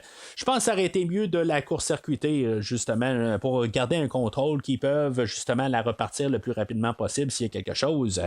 Mais c'est ça, on veut montrer quand même qu'il y a une raison pourquoi que Matt Farrell peut suivre, puis que dans le fond, qu'il faut qu'il soit là. Fait qu'ils vont se ramasser là, à l'endroit là, sur le centre à Middleton. Puis c'est là qu'on va voir dans le fond là, la blonde à Gabrielle là, elle est arrivée là. Puis dans le fond là, toute la gang est là en train de prendre le contrôle de la bâtisse. Puis les autres vont arriver. Puis dans le fond là, ils vont les tasser de là.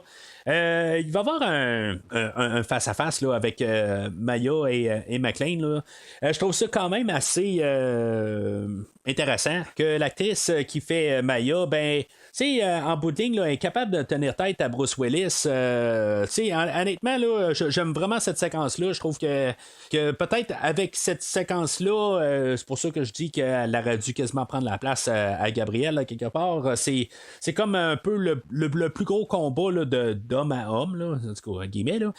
Puis dans le film, je trouve que cette séquence-là est quand même assez bien. Ils vont se battre les deux. En bout de ligne, McClane ne va pas la négliger. C'est pas parce que c'est une femme qui va y aller doux en bout de ligne, mais il va il va y donner pas mal tout. Puis elle est pas elle se fait pas mettre à terre si facilement que ça.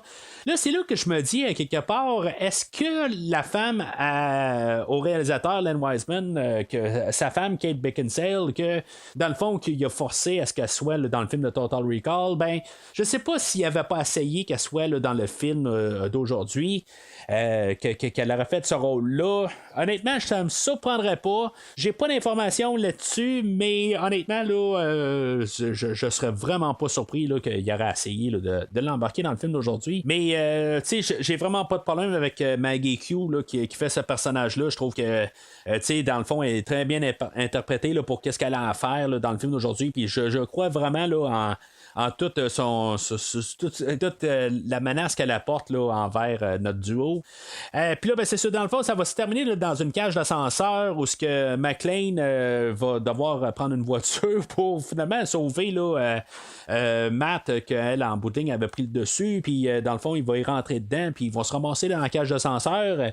C'est sûr que qu'est-ce qui se passe dans la cage d'ascenseur, c'est comme c'est comme un petit peu tiré par les cheveux là, que la voiture elle tient par le bumper, puis que même Matt il va sauver McClane en bout de ligne là, en assommant là, un des gars qui était encore en vie, puis que dans le fond il va donner un coup, puis que dans le fond il va tomber à sa mort, mais qu'il va tomber sa voiture, puis que en bout de ligne ça lâche pas à la suite de ça. ça me surprendrait, mais jusqu'à la fois que ça se ramasse dans la cage d'ascenseur, ben je trouve que c'est quand même intéressant. C'est juste un petit peu là, du n'importe quoi un peu là, dans la cage d'ascenseur rendu là. C'est quelque chose qu'on n'a jamais vu, je pense, en tant que tel. Là. Ben, tu sais, d'un côté, je dis qu'on n'a jamais vu. Ça me fait penser à Jurassic Park, mais dans 2 films de Jurassic Park, puis pour 2 séquences différentes. Dans Jurassic Park, on a la voiture qui est pognée dans un arbre, puis qui est sur le point de lâcher tranquillement, puis qu'il faut qu'il sorte de la voiture le plus rapidement possible avant que la voiture elle se ramasse à terre, dans le fond.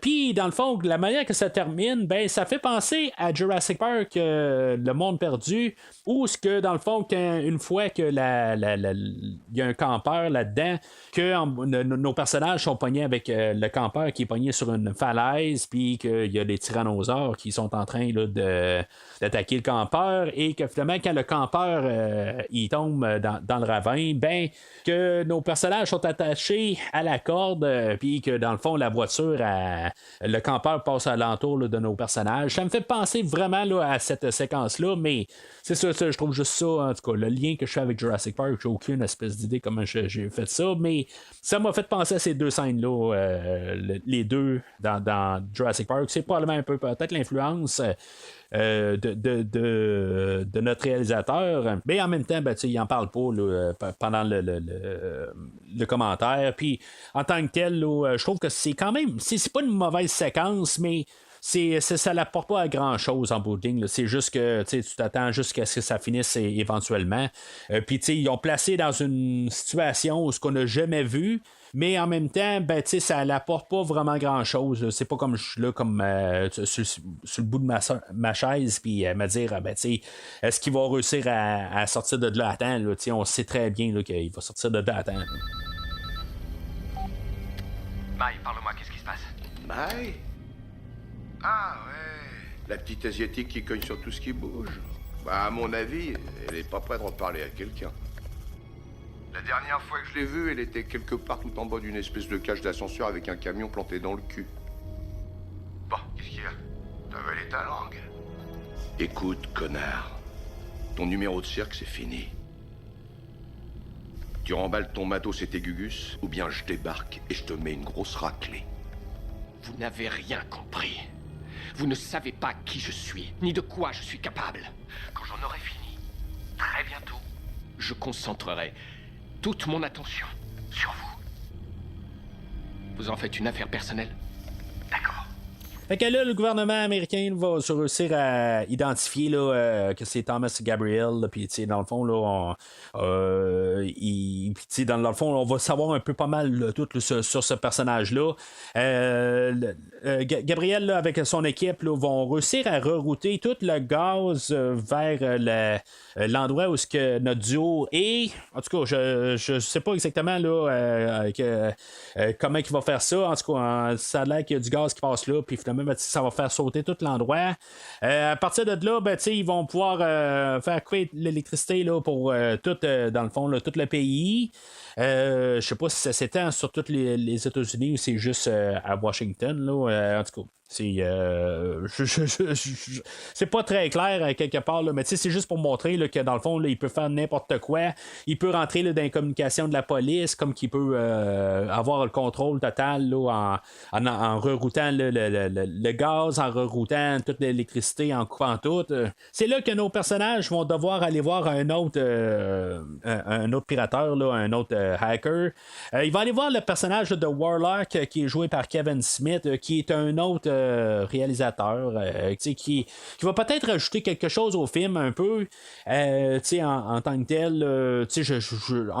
Le travail à Kevin Smith, là, je sais qu'il est présent beaucoup là, dans plusieurs affaires. C'est pas quelqu'un que je suis là, puis que vraiment là, que je connais exactement ce qu'il fait, là, mais en tout cas, je sais qu'il a quand même une bonne renommée. Mais là, c'est ça. Lui, en tant que tel, c'est un autre hacker, puis en bout de ligne, là, il est plus calé que notre notre Matt Farrell, qui en bout de ligne, on dira bien n'importe quoi, mais en bout de ligne, c'est lui qui va tout pas mal nous dévoiler là, qu'est-ce qui est le film en tant que tel. Là, tout dans ces séquences-là. Il n'y a pas juste lui, là, on va savoir aussi avec le gouvernement, tout ça, qu'en bout de ligne, c'est quoi un peu pas mal le plan. C'est sûr que dans le fond, il va y avoir un twist là, en bout de ligne, là, qu'en bout de ligne, le personnage de Gabriel, il veut juste, dans le fond, fermer le système, puis dans le fond, se remplir les poches, puis se sauver avec ça, en effaçant toutes ses traces. Mais en bout de ligne, ben, c'est ça, ce qu'on va comprendre, c'est que lui, il avait apporté l'idée au gouvernement que s'il se passait une situation comme le film d'aujourd'hui, ben que on est tous baisés, puis qu'en bout de ligne, ben, on l'a retourné de bord, on a dit ben non, notre système est infaillible, puis que dans le fond, t'as pas rapport ici. Fait que lui, il est bien rancunier là-dessus, puis dans le fond, il va leur remettre en pleine figure. Lui, dans son point de vue, ben, dans le fond, c'est très hypocrite en bout de ligne, là, c'est selon la conversation.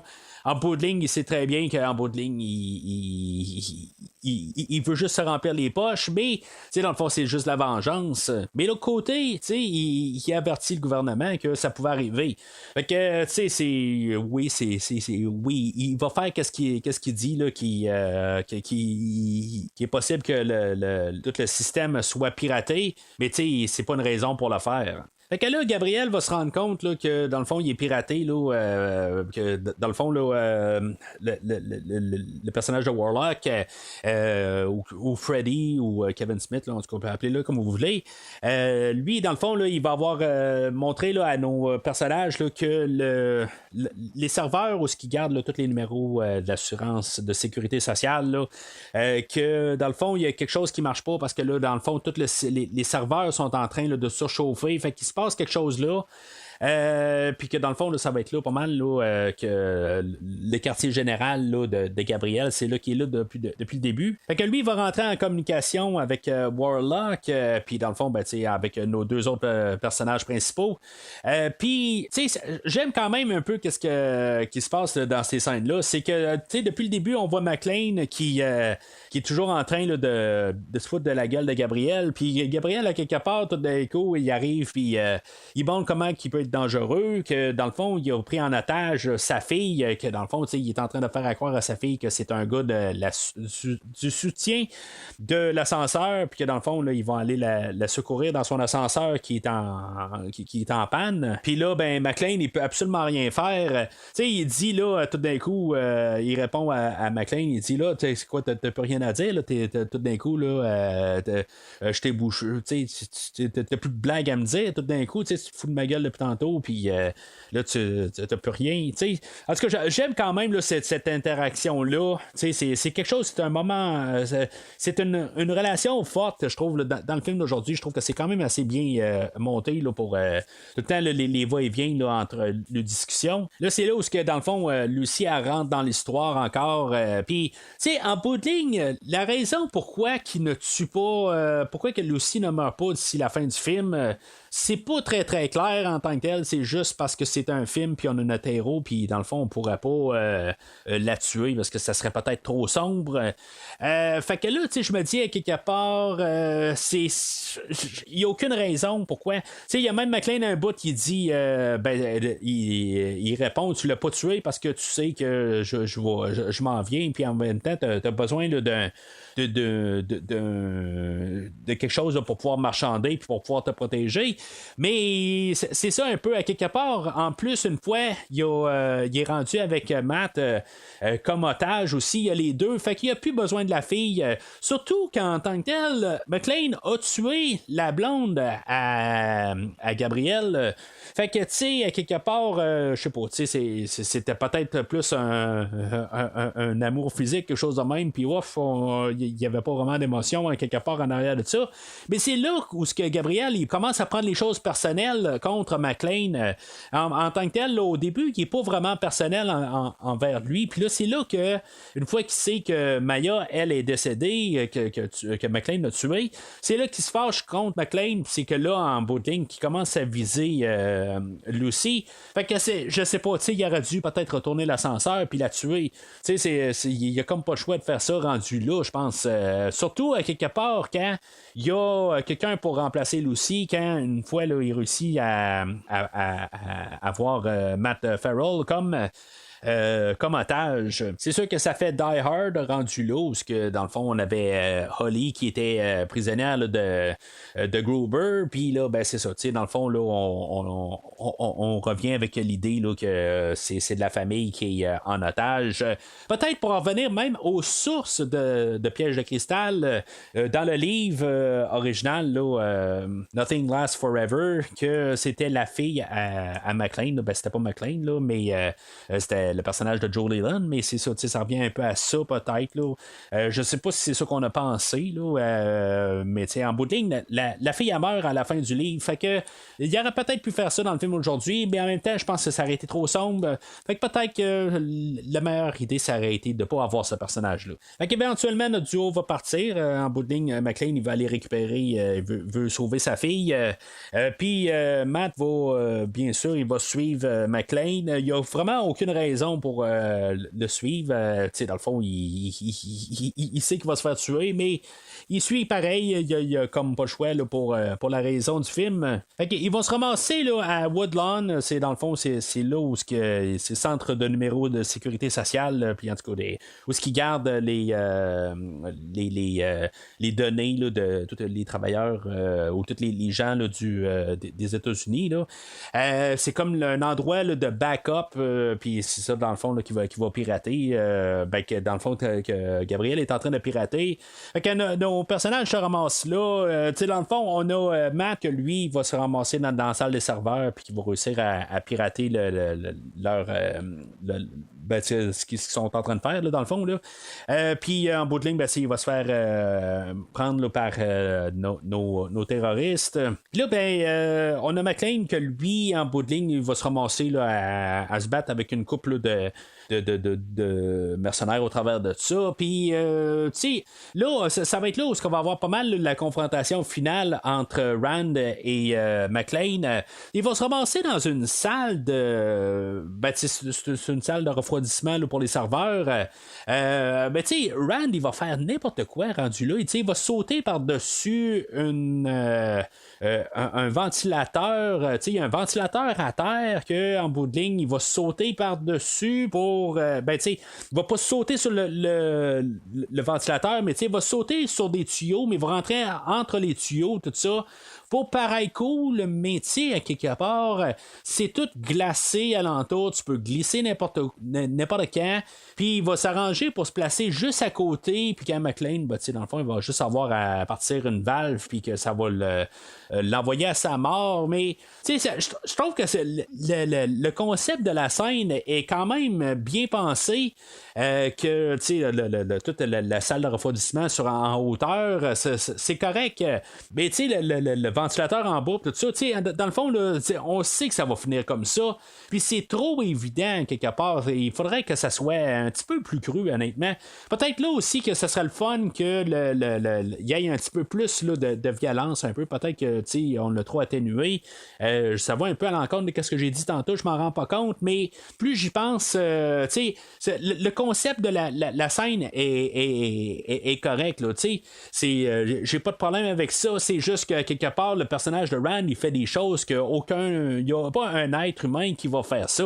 Se ballotter en haut d'un ventilateur, puis surtout qu'il y a de la glace partout, tu peux glisser. T'as bien beau être le meilleur acrobate du monde, t'es sur de la glace, puis dans le fond, il arrive ce qui arrive ultimement, c'est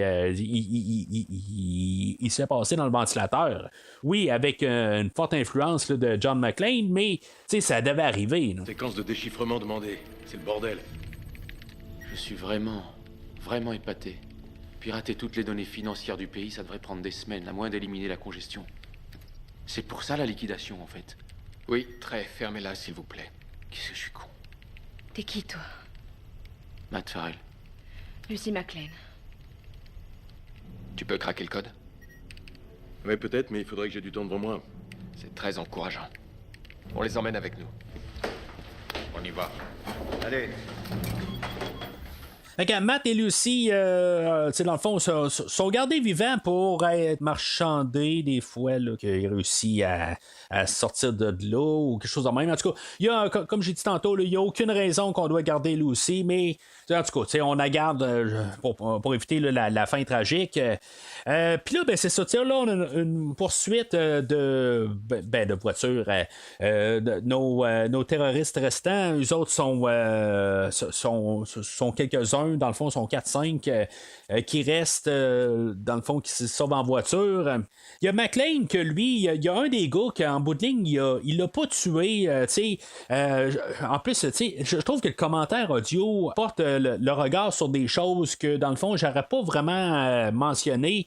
Mais il y a un gars que McLean va l'envoyer, il va débouler les marches, puis dans le fond, on va peut-être penser un moment que McLean l'a tué de sang-froid. Même Bruce Willis dans le commentaire audio, parce que le commentaire est fait avec le réalisateur, Bruce Willis et un écrivain. En tout cas, je suis pas trop sûr c'est qui le troisième. Puis Bruce Willis arrive, il dit je trouve ça cool que dans le fond là, on a montré que McLean n'a pas tué quelqu'un de sang-froid. Éventuellement, il y a un hacker qui est resté avec avec Gabriel, comme son hacker numéro 1. Puis que oui, à quelque part, McLean va le descendre parce qu'il y a une arme à la main, mais on n'a pas vraiment vu ce personnage-là en train de faire quelque chose. Là. Ben, oui, c'est l'hacker numéro 1, puis il est peut-être numéro 2 parce que Gabriel est capable d'en faire plus, peut-être. Ben, en tant que tel, il n'a pas pointé quelqu'un du fusil du tout.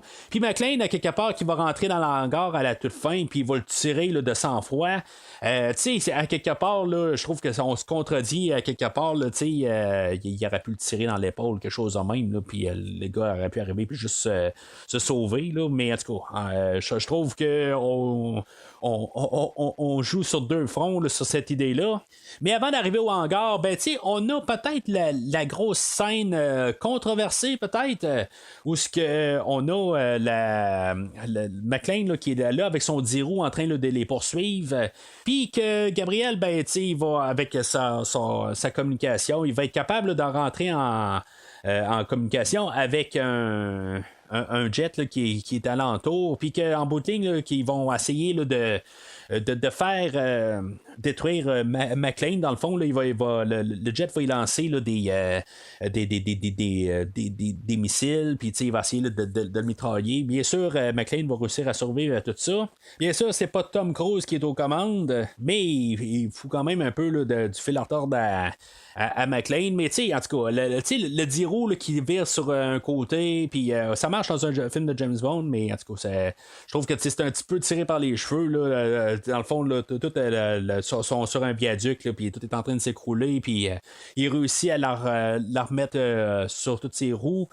C'est tiré par les cheveux. Éventuellement, là, McLean va se ramasser sur le jet là, avant qu'il crache. En tout cas, je trouve que c'est pas si pire que ça. Honnêtement, là, oui, le jet a été fait avec des miniatures, a été fait avec l'ordinateur, puis tout est je veux dire, c'est tiré par les cheveux, là, pas mal total.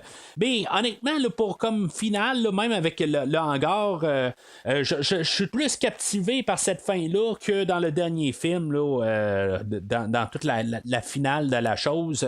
J'aime mieux qu'est-ce qu'on a aujourd'hui comme finale là, que dans Marche ou Crève. Je trouve qu'il y a des idées ridicules, je comprends. Mais au moins, on a un face-à-face, on a quelque chose qui montre McLean versus le grand machin. Là, il se passe quelque chose qu'il n'avait pas là, dans le dernier film. Puis en même temps, ben, oui, la poursuite avec le jet, puis le 10 roues, c'est ridicule, mais en tout cas, en tant que tel, au moins, ça montre un peu une fin grandiose, tout ça. Puis, en tout cas, je trouve que, oui, c'était farfelu dans le temps, puis il y en a qui étaient comme un peu là, dégoûtés là, par cette fin-là, mais moi, j'ai jamais eu de problème avec cette séquence-là en tant que tel. Là, c'est pas comme si tout d'un coup, le jet est parti, puis que là, McClane était par-dessus, puis il se tenait là. C'est comme, quelque part, le jet est en hors de contrôle, lui, il va utiliser le jet pour tomber, tout ça.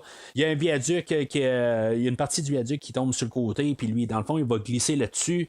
C'est exagéré, je comprends, mais en tant que tel, là, c'est pas vraiment là, quelque chose là, qui me répugne. Là. Parce que je vais quand même trouver, là, dans le fond, comme ça va terminer, il va être tout un côté un peu plus intime là, dans le hangar. Puis, comme j'ai dit, McClane va tuer le hacker en rentrant là. Il va rester juste un des henchmen à Gabriel, puis dans le fond il va garder là, sa fille en otage, puis là dans le fond il a besoin de Matt pour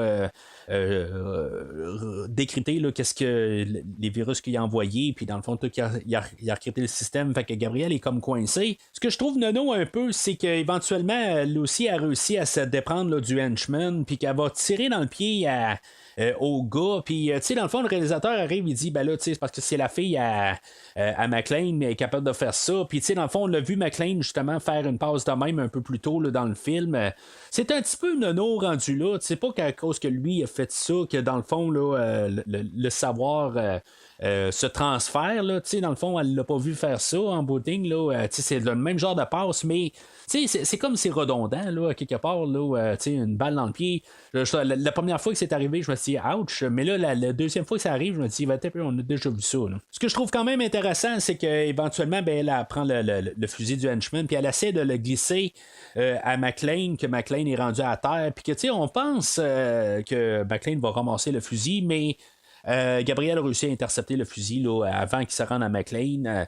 Puis, dans le fond, là, c'est comme je le voyais pas arriver. Là, en tout cas, c'est pas comme si c'était la grosse révélation. Là, mais, c'est tout. Il y a des petites passes que c'est comme ça pogne, puis il y a des affaires que ça pogne vraiment pas. Là.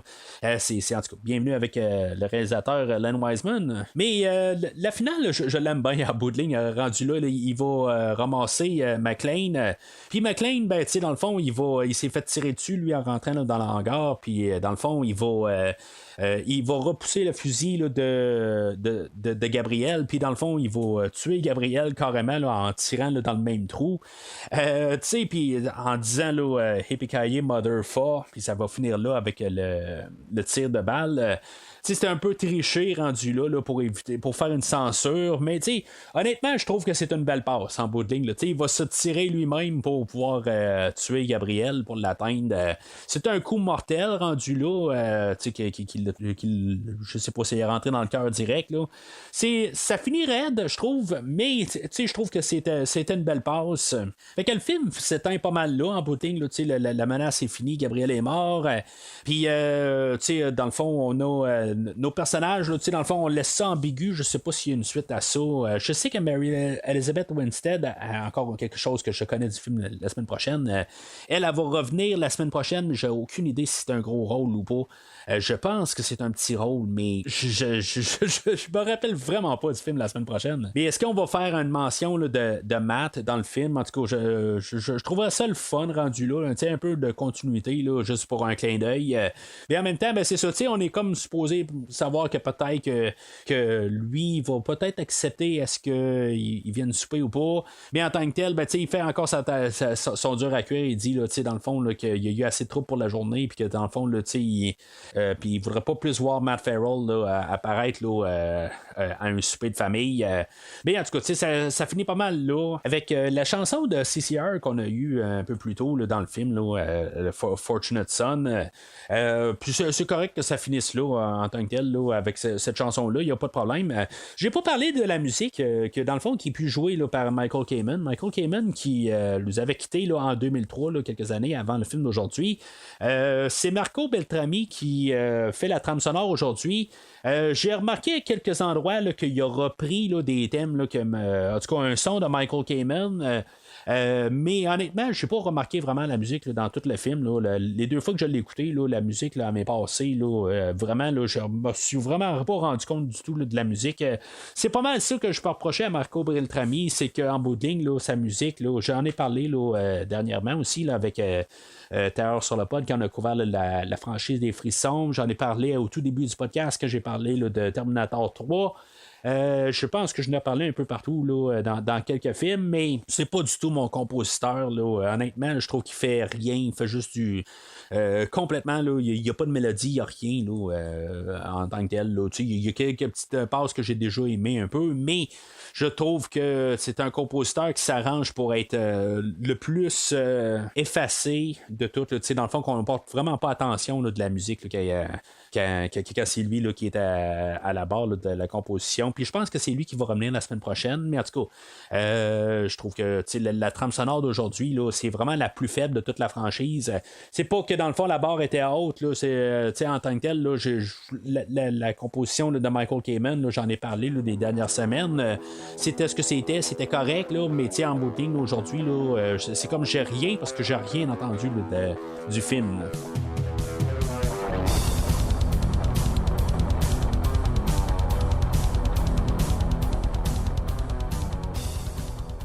Alors, en conclusion, c'est un film là, que j'ai eu vraiment de la misère à passer au travers. Les 2 fois, là, la première fois, là, je gardais mon temps.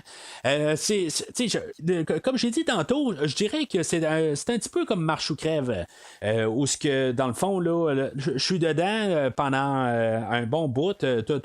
Comme la première heure, là, ça passe bien. La deuxième heure, contrairement à Marche ou crève, où quelque part, il y a quelque chose un peu qui peut ramener un peu, puis que j'ai comme un peu des émotions. Où ce que dans le fond, là, je suis en train de voir le film partir dans toutes les directions, puis dans le fond, là, on me montre des personnages que j'ai rien à foutre, mais au moins, il y a une réaction de moi. Le film d'aujourd'hui, c'est comme. C'est à peu près quand Maya, elle se fait tuer par McClane dans la cage d'ascenseur. Ben, c'est comme là en même temps que moi, je suis mort au fond de la cage d'ascenseur. c'est comme. Je trouve que quelque part, une fois qu'on a compris un peu le principe, que dans le fond, on recycle un peu ce qu'on a vu dans tous les films. En bout de ligne, le terroriste essaie de faire quelque chose. On pense que c'est une idée, mais en bout de ligne, ça finit avec de l'argent. En bout de ligne, c'est juste ce qu'il veut avoir à la toute fin. Ben c'est ça à quelque part j'attends juste que le film finisse. Il y a un bout où notre duo se ramasse à aller voir le personnage là, de Warlock, que dans le fond lui va lui donner toute l'information qui nous manque là, pour le film, que c'est là où vraiment là, je suis comme là en train de regarder ma montre. Je trouve que c'est juste nos personnages qui se promènent, ils vont d'une place à l'autre. C'est comme quelque part on est en train d'en faire la même séquence. Contrairement au film de Marche ou crève, où dans le fond, notre duo avait des obstacles, c'est comme là. Il n'y a pas vraiment d'obstacle, il n'y a rien de plus que, dans le fond, juste tasser là, des mercenaires ou des soldats ou des terroristes. Puis après ça, on va à un autre endroit pour tuer d'autres terroristes. Puis après ça, on va à un autre endroit pour tuer d'autres terroristes. C'est comme à quelque part, ça tombe vraiment redondant, assez rapide. Puis en même temps, ben, il n'y a pas vraiment beaucoup de séquences d'action. Après là, l'hélicoptère, après un bout, il n'y a plus rien à quelque part jusqu'à la fin. C'est comme entre l'hélicoptère puis le 10 roues à la toute fin. Le film, là, je le trouve éternel. Oui, c'est beau, il y a la séquence avec Maya à quelque part, mais ça a comme des hauts et des bas, mais juste pour se rendre à là, ça commence à être long, puis après ça, après, c'est éternel. C'est un film qui est beaucoup trop long, quelque part. À presque 2h10. J'ai juste hâte que ça finisse. Les 2 fois que j'ai écouté le film, j'ai pas été capable de l'écouter là, vraiment assis devant, sans arrêt. Je trouve que le film, là, il vient vraiment emmerdant. Il y a rien, j'ai comme pas d'émotion, j'ai juste comme, ça va-tu avancer, abouti. ça reprend un peu de galop vers la fin, mais c'est pas assez pour sauver le film. C'est vraiment un film, puis je suis vraiment surpris à quelque part que le film est quand même assez bien bien coté sur IMDb. Il est à 7.1. Honnêtement, là, je veux dire, c'est un gros rouge là, pour le film d'aujourd'hui. Bruce Willis est quand même en forme. C'est sûr que son âge paraît aussi. Mais tu sais, je veux dire, il y a des bons éléments. C'est juste qu'on aurait dû foutre la tronçonneuse un peu dans le scénario à quelque part. À partir d'une heure là, jusqu'à 1h40, 45, c'est long à quelque part. On aurait dû vraiment juste comme on aurait pu vraiment tout couper ça à quelque part. Puis tu sais, je dis pas de tout couper, mais tu sais, une fois que McClane et Matt se ramassent chez Warlock. Puis, on aurait dû aller à la fin direct. Puis on n'aurait pas dû avoir, dans le fond, la scène avec Maya. Elle aurait dû être combinée avec la fin. Pour avoir comme un 20-25 minutes de moins. Ce film-là aurait vraiment bénéficié là, de perdre une demi-heure. Je pense que je l'ai dit, je pense au dernier film, là, de juste avoir un peu de plus de coupure. Puis en tout cas, d'après ce que je peux comprendre, le film de la semaine prochaine va durer une demi-heure de moins. Ça va être un plus, un moins? On va en parler la semaine prochaine. Mais le film d'aujourd'hui, là, je veux dire, c'est un rouge catégorique. Il y a un bout que je me suis dit, tu sais, y a-t-il une place pour un jaune? Ben, tu sais, dans le pire des cas, il y a peut-être un petit peu de jaune parce que, tu sais, il y a quand même des choses qui sont quand même pas si pires. Tu sais, les échanges entre McClane et Gabriel, je les déteste pas. La finale, tu sais, où ce que je rembarque un peu dans le film avec le Dirou, puis toute la finale dans l'hangar, je veux dire, c'est nettement supérieur à la plupart de toute la fin du dernier film, à quelque part. Mais à partir du bateau, j'ai comme un peu pas mal débarqué là, dans Marche ou crève. Mais sauf que au moins dans Marche ou crève, ben il y a le duo de McClane et de Zeus. Là, dans le film aujourd'hui, là, il le duo là, de McClane et de Matt Farrell, ben je sais pas, là, en tant que tel, là, il colle pas aussi bien qu'il colle dans le film, dans le troisième film. Fait que tu sais, je trouve que quelque part là, c'est un film là, qui était à oublier dans toute la franchise. Là, c'est pas mal tout pour aujourd'hui. La semaine prochaine, ben, on va parler là, du dernier film là, de la franchise Die Hard. Jusqu'à temps qu'éventuellement, on va probablement avoir un reboot. Là, mais en tout cas, on va en parler de tout ça là, la semaine prochaine. Là, je sais que le prochain film, il a été mal reçu. Il est genre à 5.2 sur IMDb. Je me rappelle pas avoir été impressionné là, à première écoute, mais en bout de ligne, là, je m'en rappelle vraiment pas du film là, à part quelques petites choses que j'ai dit aujourd'hui. Puis, tu sais, en tant que tel, la version cinéma, ben, c'est la version cinéma, puis il y a une version rallongée. Que c'est celle-là que j'ai écoutée à l'époque. C'est sur celle-là que je vais me baser là, pour le podcast là, de la semaine prochaine. Mais, tu sais, honnêtement, je pense pas avoir été vraiment super déçu autant que les gens le disaient. Tu sais, je veux dire, j'étais pas impressionné, mais en tout cas, je pense que quand il a fini, je me suis dit, bon, il est correct. Là, mais en tout cas, on va en reparler plus la semaine prochaine, où je vais l'avoir bien étudié là, de bord en bord. Entre-temps, mais n'hésitez pas à commenter là, sur le podcast aujourd'hui. Là, au moment où j'enregistre, vous avez voté le film Un verre. C'est sûr que là, j'enregistre, puis ça fait pas longtemps que j'ai mis en onde le sondage. En tout cas, ça peut virer, mais au moment où j'enregistre, vous avez donné un verre au film.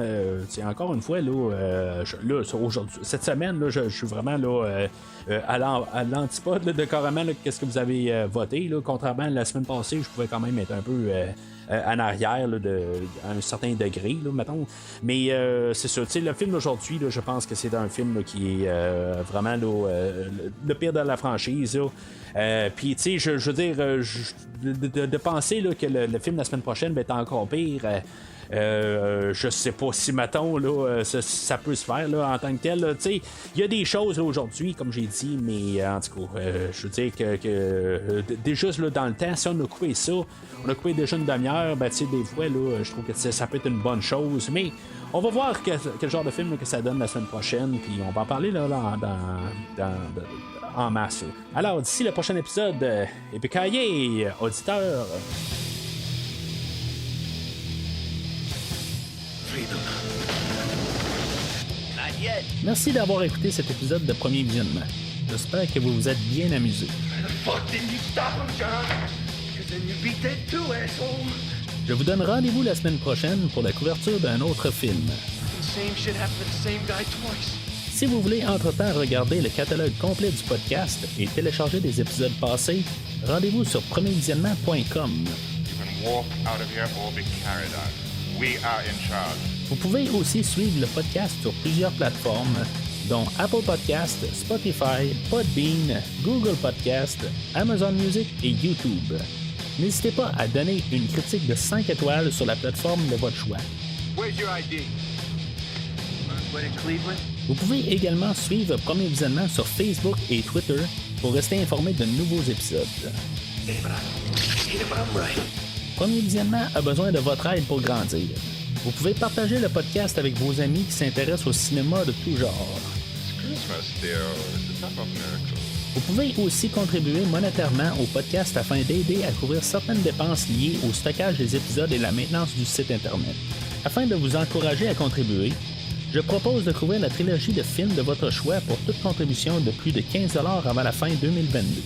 La trilogie choisie sera couverte dans les 6 premiers mois de 2023. Pour plus de détails sur la façon de contribuer, rendez-vous sur premiervisionnement.com. En espérant vous voir au prochain épisode. All right, that's it. Security, you're out of here. Yippee-ki-yay, motherfucker.